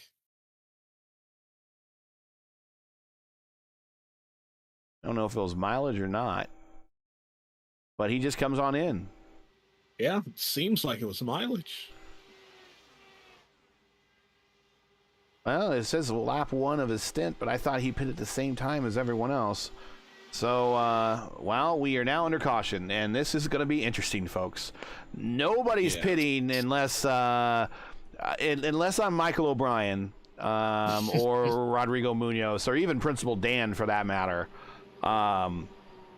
Maybe even Dory. Dory is he's going to be in trouble because Dory. He is no. Who's going to be in trouble here? Matthew Short might be the one in trouble. He's the one on oldest tires. Dory's going to be in trouble because he might be injured. If I was Dory, I maybe would think about, I would only give up 3 positions. I'd maybe think about pitting, get those fresher tires, and see if that might make a difference with an injured car. But these top 5, I guarantee these top 5, DeMade, Sanders, Seifert, Short, Van de Sant, it is going to be full send into turn 1, full send into turn 2, full send into turn 3, and if anybody makes it out after that, it's going to be set them up again for the next lap after coming out of turn 4, because it's going to be an incredible shootout, and lights are out on the pace car already, so we're getting ready to go green. We'll go green with 6 to go. And we'll see how Dakota is going to bring him down. Last couple times, he's brought him down pretty slowly and has been able to rocket out to a big lead. The caliber driver, though, behind him that he did that to last time, though, and that was Ethan Oring. The caliber driver that is in that spot now is a little bit different than Ethan. We have a defending series champion, and we have a multi-time race winner here in the FIS, as well as the all-time winning list driver and Gavin Sanders here in the FIS. So he might be less likely to be caught out by a slower start. We shall see. Everything's getting ready to come down as it is time to find out who gets to go to the winner's window for after the race to get that big pay. Palms are sweaty as we're getting ready to go green as the cars are taking to the defensive high line in turn 4, getting ready to come down the main straight here with 6 to go. Yeah, no chances being taken.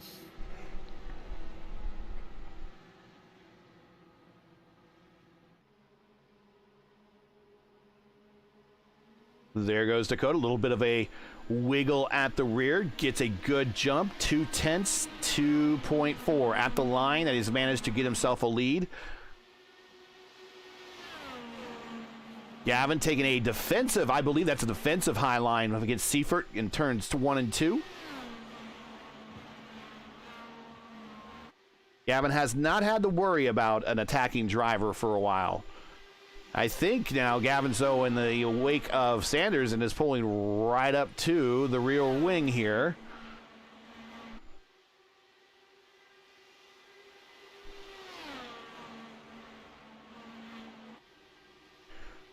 Down the main straight, taking a bit of a defensive mid-range run here down the main straight, now up out to the wall. Making his arc in is Dakota DeMade right above the white line in turns 1 and 2. Excuse me, turn 1 into the north chute. South chute, sorry. Right on the white line there in turn 2, right in front of the sweets down the backstretch. 6/10 of a lead for Dakota DeMade now.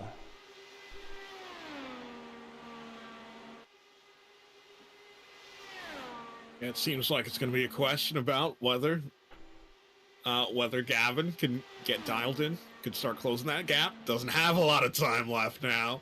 10 miles coming to 4.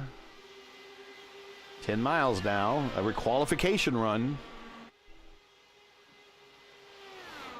One of the things I really like about the 4-lap average qualification run here is we know there's a good number of drivers out there that can throw down one big monster hot lap, but can you put together 4 consistent ones? And I think that really matters. Yeah, it's very vital because it's not only about the drivers, it's about the machine, managing the tire wear, managing engine temps, making sure that your car is able to be at its best for all 4 laps. There's your leader, followed by Gavin Sanders, his teammate for P2. Nate Seifert starting to lose a little touch here. He's about a second shy. Actually, about a second shy between all the positions now, between first and fourth. Alex Van de Sant is fallen about a 1.2 back of Matthew Short. And he is right now holding off Dory. We still think Dory might be a little damaged, but interesting enough, though, it's a tight enough battle between Dory and Dan here that these are leaders that probably aren't going to take advantage of team orders. They're going to probably make these guys race it out. Dan is your current points leader at the moment, but Dory is right there in the championship, and I don't think he wants to give up any more points than he really has to. But it's going to be a good day for the old dogs. If we finish like this, the old dogs finishing in 6th and 7th, it's going to be a good points-paying day for them to keep their team championship lead. 2 to go up front, halfway through this lap down the backstretch. Dakota DeMaid entering turn 3.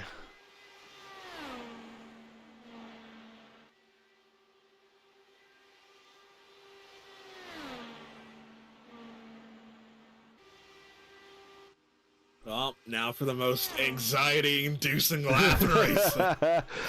White flag.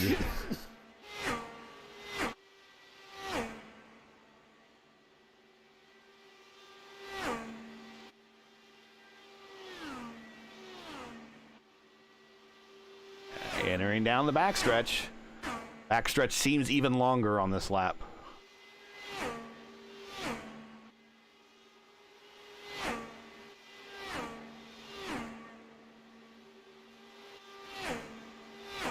Just one more to navigate, and it's home sweet. And there's a car spinning in front of your leader, and he comes through in classic AJ Foyt style to win here at Indianapolis.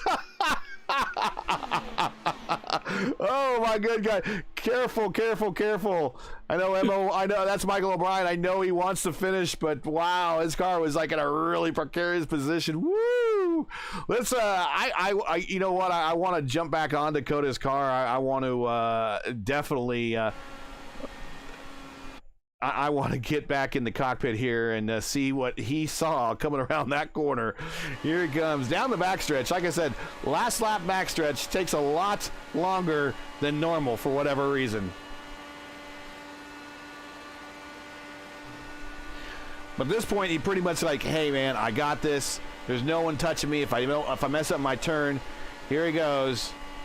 But at some point, he's going to see white smoke in front of him. And it's a, oh shit, and there he goes. Woo. Like O'Brien just runs the Andretti line, gets a bit too much curve and loses it. Very reminiscent of the 67 Indy 500 where there was a big wreck on the final lap coming out of turn 4. AJ Foyt seeing nothing but flying car debris and smoke, decides just to stand on it and blow his way through and route to his third at the time Indy 500 win. But wow. But we have a lot of cars out there doing donuts. I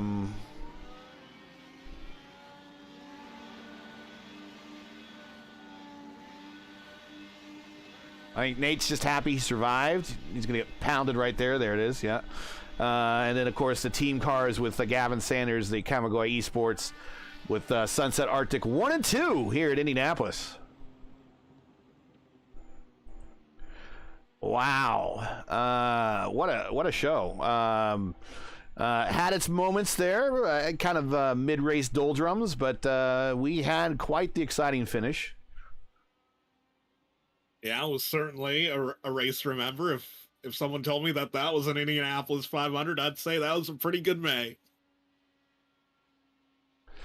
Let's go ahead and take a look at the final results here from the world's greatest race course here, Indianapolis Motor Speedway.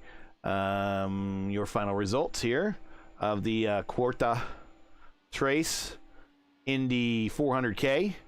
And Dakota DeMaid is your winner. followed by Gavin Sanders and Nate Seifert. That is your podium. Matthew Short, great race for him. P4. Alex Van de Sant. I'm going to guess Alex wanted a little bit more out of this race. Just knowing Alex says I do. Most people will be happy with the P5. He might actually be happy with the P5, but just kind of knowing him as I do, I'm sure he wanted a little bit more out of this particular race. Principal Dan, I'm sure he's going to be happy with that sixth place finish. For someone that's not big on the ovals. Great thing for Principal Dan, though. He doesn't have to worry about an interview tonight. He can go home and go straight to bed and take care of the kids in Monza in the morning. So congratulations on a top 10 finish for him. Dory as well. A great day for the old Dogs team, finishing 6 and 7. Rodrigo Munoz, very quiet day. We kind of pointed him out mid-race. Did exactly what he needed to do. Finished 8th. Might hop as many as 4 spots in the standings. We will see. He might be on that first page. We'll see. Matt Houston was up in the top 5 and then had to make a late stop. I wasn't sure if that's mileage or not, but does finish with the top 10. Michael O'Brien, of course, you saw the excitement he stirred at the end of the race by spinning, coming off of 4 right in front of the leaders, coming to the checkered flag. But no harm, no foul. He managed to finish still, get a top 10 finish out of that for the Rookie of the Year points leader. JJ Wang with another good finish in this season, the 11th place finish for him. Cristobal Valenzuela sponsoring today's race. I'm sure he wanted a lot more than a P12. Got caught up in that early incident. Manages just to hang on with probably a lot of duct tape and hope, keeping his car going, finishing 12th. Ethan Oring, 13th. Will Weiswood, 14th. Blaze Andrich in 15th. Moving on to the next page. If my screen will update. The overlay is probably telling me it's time to reload. Yes.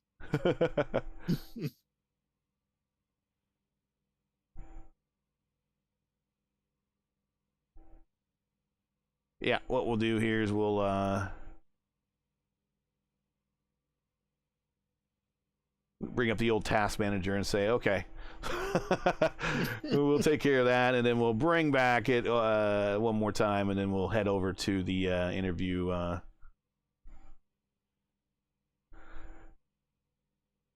interview room and grab the fellas. But it was a long race. Everyone should deserve to have their name read for being a part of today's lineup.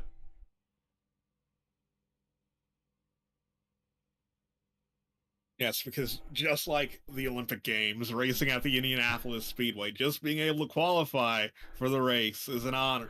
It is. It's still amazing that I don't think that a person with the last name Smith has ever made this race officially in real life. That's kind of how one of the unique stats of this race. Caleb Vincey, 16th. Byron Daly started up front, but had himself a bit of a disappointing day, finishing 17th. Cody Claiborne, you saw his incident with 18th. Nicholas Johnson, you saw his incident there, 19th and 20th with Zachary Flaum. Christopher Hill, 21st. Dan Miglin, 22nd. Christian Jasper, 23rd. Josh Tucker, Logan Spath, 24th, 25th, all caught up in that early incident that we saw. Let's take a look here, and let's can I put this trophy, this we'll go ahead and leave the trophy off until we talk with Dakota, but let's go check out Nate in the interview room. Bring up P3 here. There he is. We'll bring him on down. Here we go. Hey, Nate, how you doing, man? P3, starting from way in the back. Tell us first. Well, eventually we'll have you tell us how you got the P3.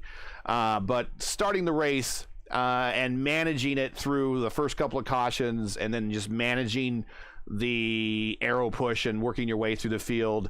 How'd you get up to P3 eventually?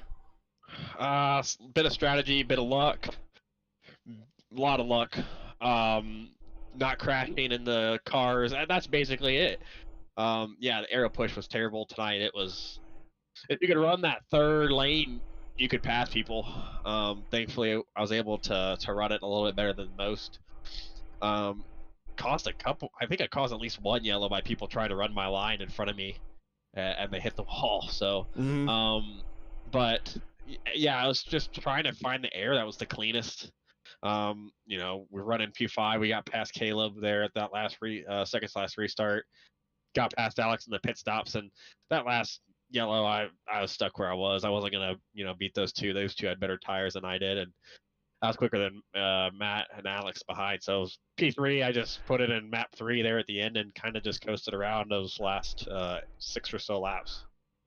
Yeah, Um, just a question Yeah. out of curiosity. Sure, go ahead. Nate, like, how much weight jacker were you putting in near the end of the race, trying to fight the dirty air? I was pretty set the entire night. Air, clean or dirty, really. The throttle helps a lot.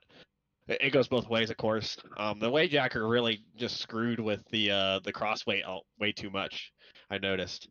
So I was running, -4. That was about it. Honestly, on the jacker, it wasn't too terrible much. I heard some reports people running -12 or +12 all night long. So Oof.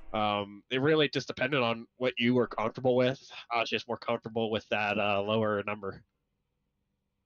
Um, a little bit. You did use a little bit of strategy there. I think right around lap with 72, I think you made your dump down pit road a little bit earlier before everyone else. Did that shorter fill make the difference there, or it just had a good luck of getting on and off pit road at that point? We short filled slightly. We had to save a little bit there before the yellow came out, much as well. I think I could have probably caught Dakota and Gavin there if I didn't short fill and had to save.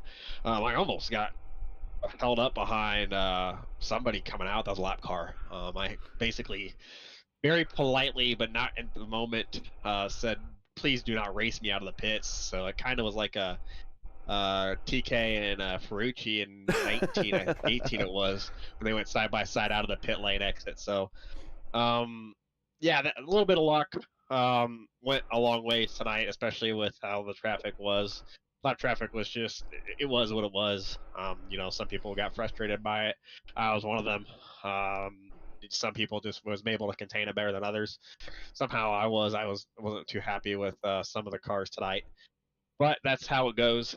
They're entitled here to keep that spot, to keep racing with us. So it is what it is. Usually that's not a thing in this league. We'll go back, in 2 weeks' time to blue flag cars getting out of our way, I guess. That high line, we did notice a good number of cars were starting to use it. And the thing with the high line, it is faster, but that wall comes up to you a lot quicker than normal. And I think that's we saw a couple times guys getting up there saying, "Oh, yeah, this is pretty good," and then all of a sudden on exit, that wall comes up and smacks their right front tires, and day is done. I guess we're going to Coda next. Going back on the road courses, something I'm sure you're a little bit more familiar with and looking forward to. Thoughts about IndyCars at Coda before we move along? Road courses is great. Coda, yeah. That's about all I can say about that. It's just one of those unique tracks. I think people are going to have to definitely put a lot of practice in. I know I am.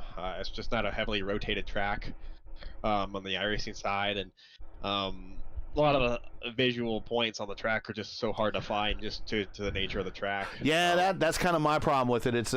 It's not a flat track because it has a lot of elevation changes, but it's a very unremarkable track because there's not a lot of trees. Yeah, There's not a whole. The marker boards are terribly placed for some reason, not through the fault of iRacing, but just the way Coda had it. Yeah. So that makes life really difficult. In fact, it's so new. They scanned it like in 2014 when there's literally no trees or anything around. That makes life really difficult. So I think you'll see a lot of people practice a lot. You're going to see a lot of people missing their braking zones a couple laps. But overall, it's a bigger track, so strategy should, in theory, be a bigger factor. Shout outs. Anyone want to say hi to?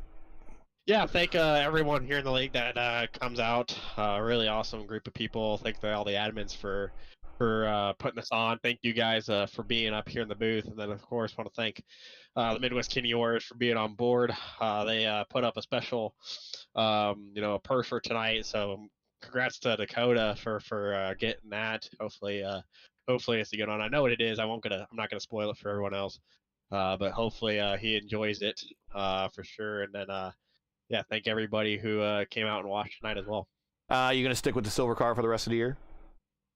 We'll see. I plan on just running it for this and like the night races, but I've done quite well with it, so we'll see. I'll probably put up a poll, see who wants me to keep it and who doesn't want me to keep it. Looks good. I think you should keep it. So P3, congrats, Nate Seifert. It's also going to help in the points. The defending champion still hanging tough, and we still have half a season to go. So we will check you at COTA here in a couple of weeks. Enjoy the week off. Thanks, appreciate it. There we go. Let's go ahead and bring down Gavin Sanders. Hey, Gav, another great finish here in the league, P2. Not a repeat of last night where you managed to finish first, but still not a bad week after all. A P1 yesterday, a P2 today here in Indianapolis. The last restart just wasn't close enough there to kind of get that draft and the pole to get around them. And then, of course, while we're talking about that last sprint to the finish, how about coming off of corner number 4 with the car sideways in front of you? Yeah, that was a wake-up call for sure. Yeah, I've fallen asleep a few times on last laps at Indy, and yeah, that was oh my god. No, it was a pretty okay race. Definitely pole and clean air. Was a big benefactor, especially because it got so hot in the middle stints. But no, Dakota did fantastic, and even on the last restart, we were, as much as I wanted to really go for it and obviously race, I'm super proud of the team and the fact that we pulled it off today, especially since I do have some experience, or more experience compared to some at this track, but I still hate it and still can't do it and still will plow into turn 1 every single lap. So for us to, and Dakota's obviously at this point a master. So to get that going and come away with that is definitely impressive, and I think it's also Dakota's first win in FIS, so that's pretty freaking awesome too. You had some moments there with lap traffic. Lap traffic not willing to play well with others today. It was interesting. Yeah, it's like I did hear a tidbit with you and Will on the radio. Yeah, no, I appreciate it when people do get out of the way. It's super hard to hold the bottom in the middle portion to the late portion on the tires. So the bigger and bigger lifts you have to take, especially a lot of lap cars, it was kind of coming out in the middle of stints. So there would be a lot of cars with damage or riding around at not full speed for whatever reason, with newer tires. So you can still hold it flat in the corners, whereas we can't, but we're way faster in the straightaway. Right. So it was a little bit tricky navigating that for sure. There was some oh crap moments, but all in all, not so bad. I've definitely experienced worse. So moving on to COTA, I know it's a place in terms of you and I have been in league races and league series a number of times. It's not a place we've been to an awful lot. Your thoughts on COTA coming up here in about 2 weeks? It's definitely off-track city, but I'm looking forward to it. Yeah, I think we should just turn the instant limit off for that race. My personal suggestion, but yeah, I've done a couple laps already just to get to grips with it. I'm really looking forward to it.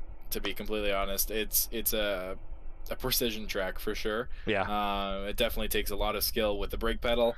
To manage the tires, obviously you need to be pretty careful with the throttle as well. And then there's a good portion of fast flowing, high aerodynamic corners. So I'm definitely excited for that one. Well, you know, depending on how you calculated the points in the RIL, the incident limit might have played a role in how that championship ended up. So maybe adjusting the incident limit might not be a bad idea, but I certainly understand. Ryan, you got anything? No questions. Pretty much, I was gonna ask about the traffic and Will, but you said enough. It wasn't actually Will, to be completely honest. Poor Will. He's like, everyone's picking on me. Yeah, everybody's crapping on me in the interviews, man. You should be well rehearsed from doing this after last night. Shout outs, anyone say hi to? Gary, I've made a note. I've made an actual Google Doc with it upon suggestion. There's nothing wrong with that. I'd like to thank Fat Bastard Burrito, Braden Motorsports, Alpine Stars Stilo, Fiber Data Exchange, Midwest Internet Solution, or Midwest Internet Exchange. Oh my God, still messed it up somehow. Sunset Arctic Graphics, obviously. Big shout out to Dakota, obviously, for winning the race. Really proud and super happy after that. Obviously, Team Race First and Kamigoe Esports, and everybody paying attention, because we wouldn't be able to do it without you.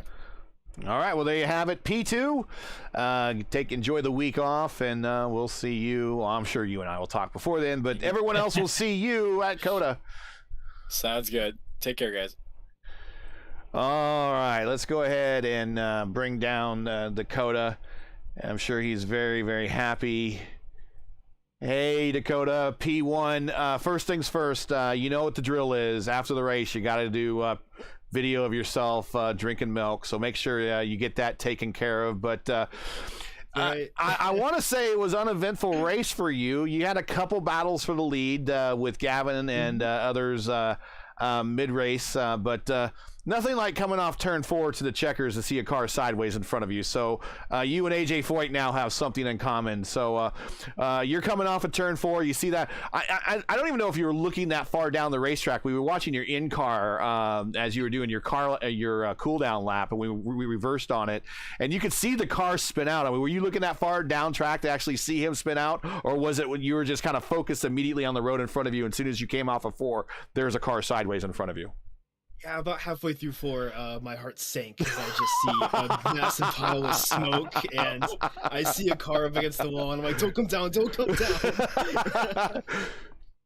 And thankfully it didn't happen, and I'm just so happy to pull this off here in the great league that Matt and I and Christian have built in Formula Indy Series.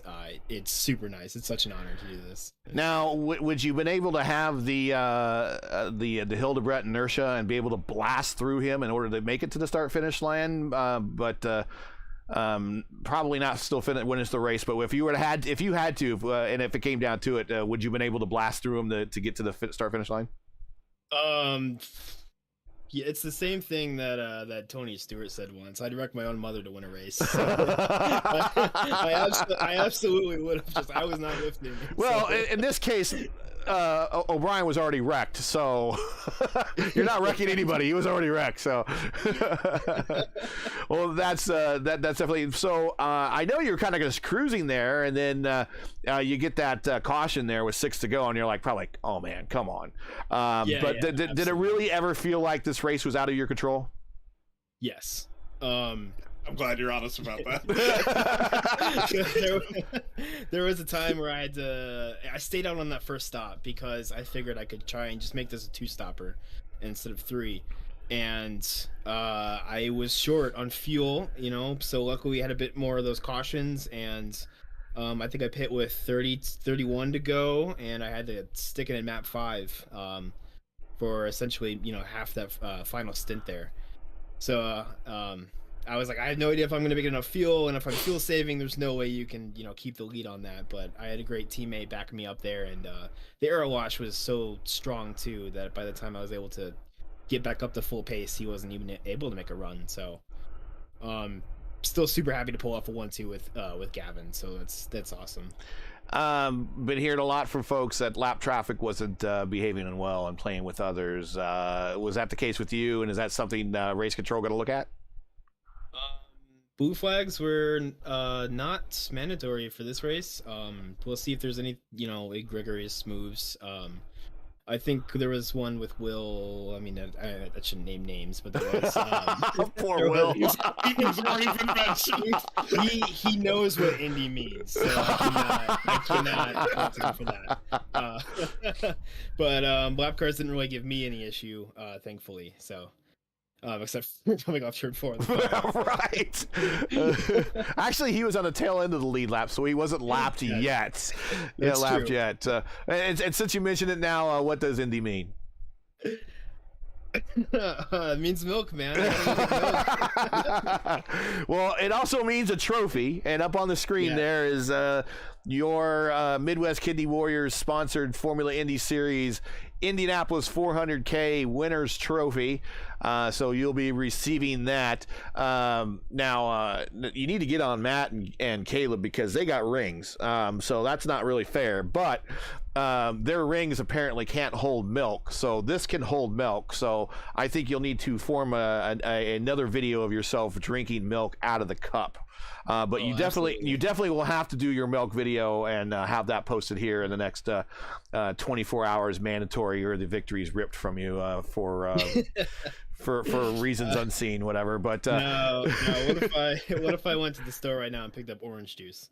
Oh no, no. DQ. Everybody at home, if you agree with me, go ahead and put it into chat. DQ, big F's, big L's right there. No OJ. Sorry, man. Dairy products only. Ice cream is an acceptable substitute. Yeah. It's got to be dairy. Yeah, by the Indianapolis or Indiana Dairy Association for sure. Eric, excuse me, Ryan, you got anything? There's one moment in the race because I think so. Gary, at the start of the race, I mentioned how cautions can throw like wrenches into pit strategies. What were you thinking when you came in on 35 and you come out and immediately a caution comes out? Yeah, I wasn't sure because I was like, is someone gonna try the same strategy that I'm trying and they're gonna stay out? So I didn't know, but then everyone went in and I was like, okay, I'll take it.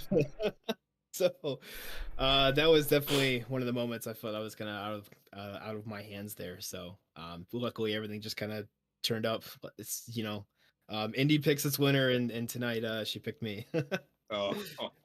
So first win in the FIS, not your first win here at Indy. You got let's see, a win here in a couple wins in the RAL right here.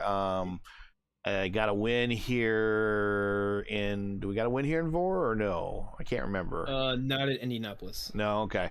So yeah, starting to rack up here at Indianapolis. So we got a legend in the offering here, but I'm sure there's a lot of people that you want to say hi to and shout out to because these races are never easy, and so when you win, you gotta have the microphone. So go ahead and shout them out while you got it here. Oh, absolutely. I got a whole list ready. Got a shout out to Gavin Sanders for being the best teammate there, and Team Sunset Arctic Kamagoe. Gary, you're a great team owner as well. Thank Team you. Race First, they're a great partner, and Matt Houston does a great job, and you as well, and Ryan with this broadcast. Shane Blankard from Midwest Kidneys Warriors, we're so thankful that he's on board as a sponsor, and he does great stuff for the community, for people that need kidneys. So if you guys have the chance to donate a kidney, you can check out Midwest Kidney Warriors. I gotta thank Cristobal for sponsoring this race with Cuerda3 Music Studios. If you guys need any music, you can check out Cuerda3. And of course, Sunset Arctic Games and Echo Blade coming out this May. I'm gonna have a new trailer out soon, and you guys can also check out Voltic Pistol on Steam. And of course, Sunset Arctic Graphics. If you need any paints or any league graphics, you can also reach out to me. You can follow me on Twitter at Sunset Arctic and at sunarc_graphics. That's it. And he takes a breeze, and then he's like, I'm out. So congrats. We will see you here in a couple weeks at COTA. Yep. I don't think I'll be on the podium again. Hey, you were on the podium. You were on the podium at Watkins Glen. You could do it again. Come on, you can do it. You can do it. All right, we'll see. We'll see. All right, Dakota made first win in the FIS and third or fourth or whatever here at Indianapolis in various league competitions. So, congrats, and we will check you out here in a couple weeks. Thank you so much. Well, that does it. Ryan, first time in the booth. We're just kind of trying some things out. What'd you think? It was definitely an entertaining race, like especially as a first one to compensate. And I think just a little shout out in the YouTube chat to the series title sponsor, Midwest Kidney Warriors, mentioning, hey, Dakota should have to fill the trophy with cottage cheese. Well, I guess it's legit. God, I hate cottage cheese. I could not do that, but I would definitely drink a ton of milk. I would do that for sure. So, but no, OJ, no. I don't think Emerson really got back the love that he really had by the fans after he pulled that little stunt. I don't think he ever really quite recovered, and I don't think his career ever really rebounded very well after that, because it was within the next year or so that he had that hard wreck racing for Hogan Racing, where it kind of had Hogan with Penske kind of helping him out in '96, and then after that we didn't really see him much again. But maybe the curse of orange juice. But if you want to drink orange juice after winning the Indianapolis 500, you're kind of on your own. But I do want to thank you for joining us. He will probably join us in other broadcasts. Eric King will join us on other broadcasts and other Race First programming here coming up. The idea is we probably will have him in the booth with us if he likes doing this and everything when the Revolution IndyCar League starts up again in June. But we figured we'd give him a handful of races to get under his belt to get the cadence and understanding on how bad we really are at doing this. So,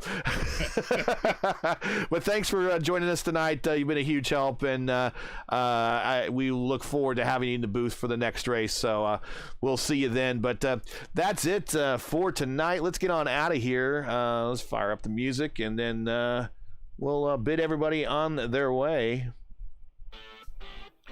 That's it for tonight. Once again, your podium from Indianapolis is Dakota DeMay, Gavin Sanders, and Nate Seifert. Join Race First again in 2 weeks for Round 7 of Midwest Kidney Warriors Formula Indy Series as we travel to Texas in the Circuit of the Americas. That's Tuesday night, March 15th, 9 p.m. Eastern, on YouTube at youtube.com/racefirst. Now, as you know, the YouTube algorithm game is not as easy one to play, so please leave a comment below and let us know what you thought on tonight's race.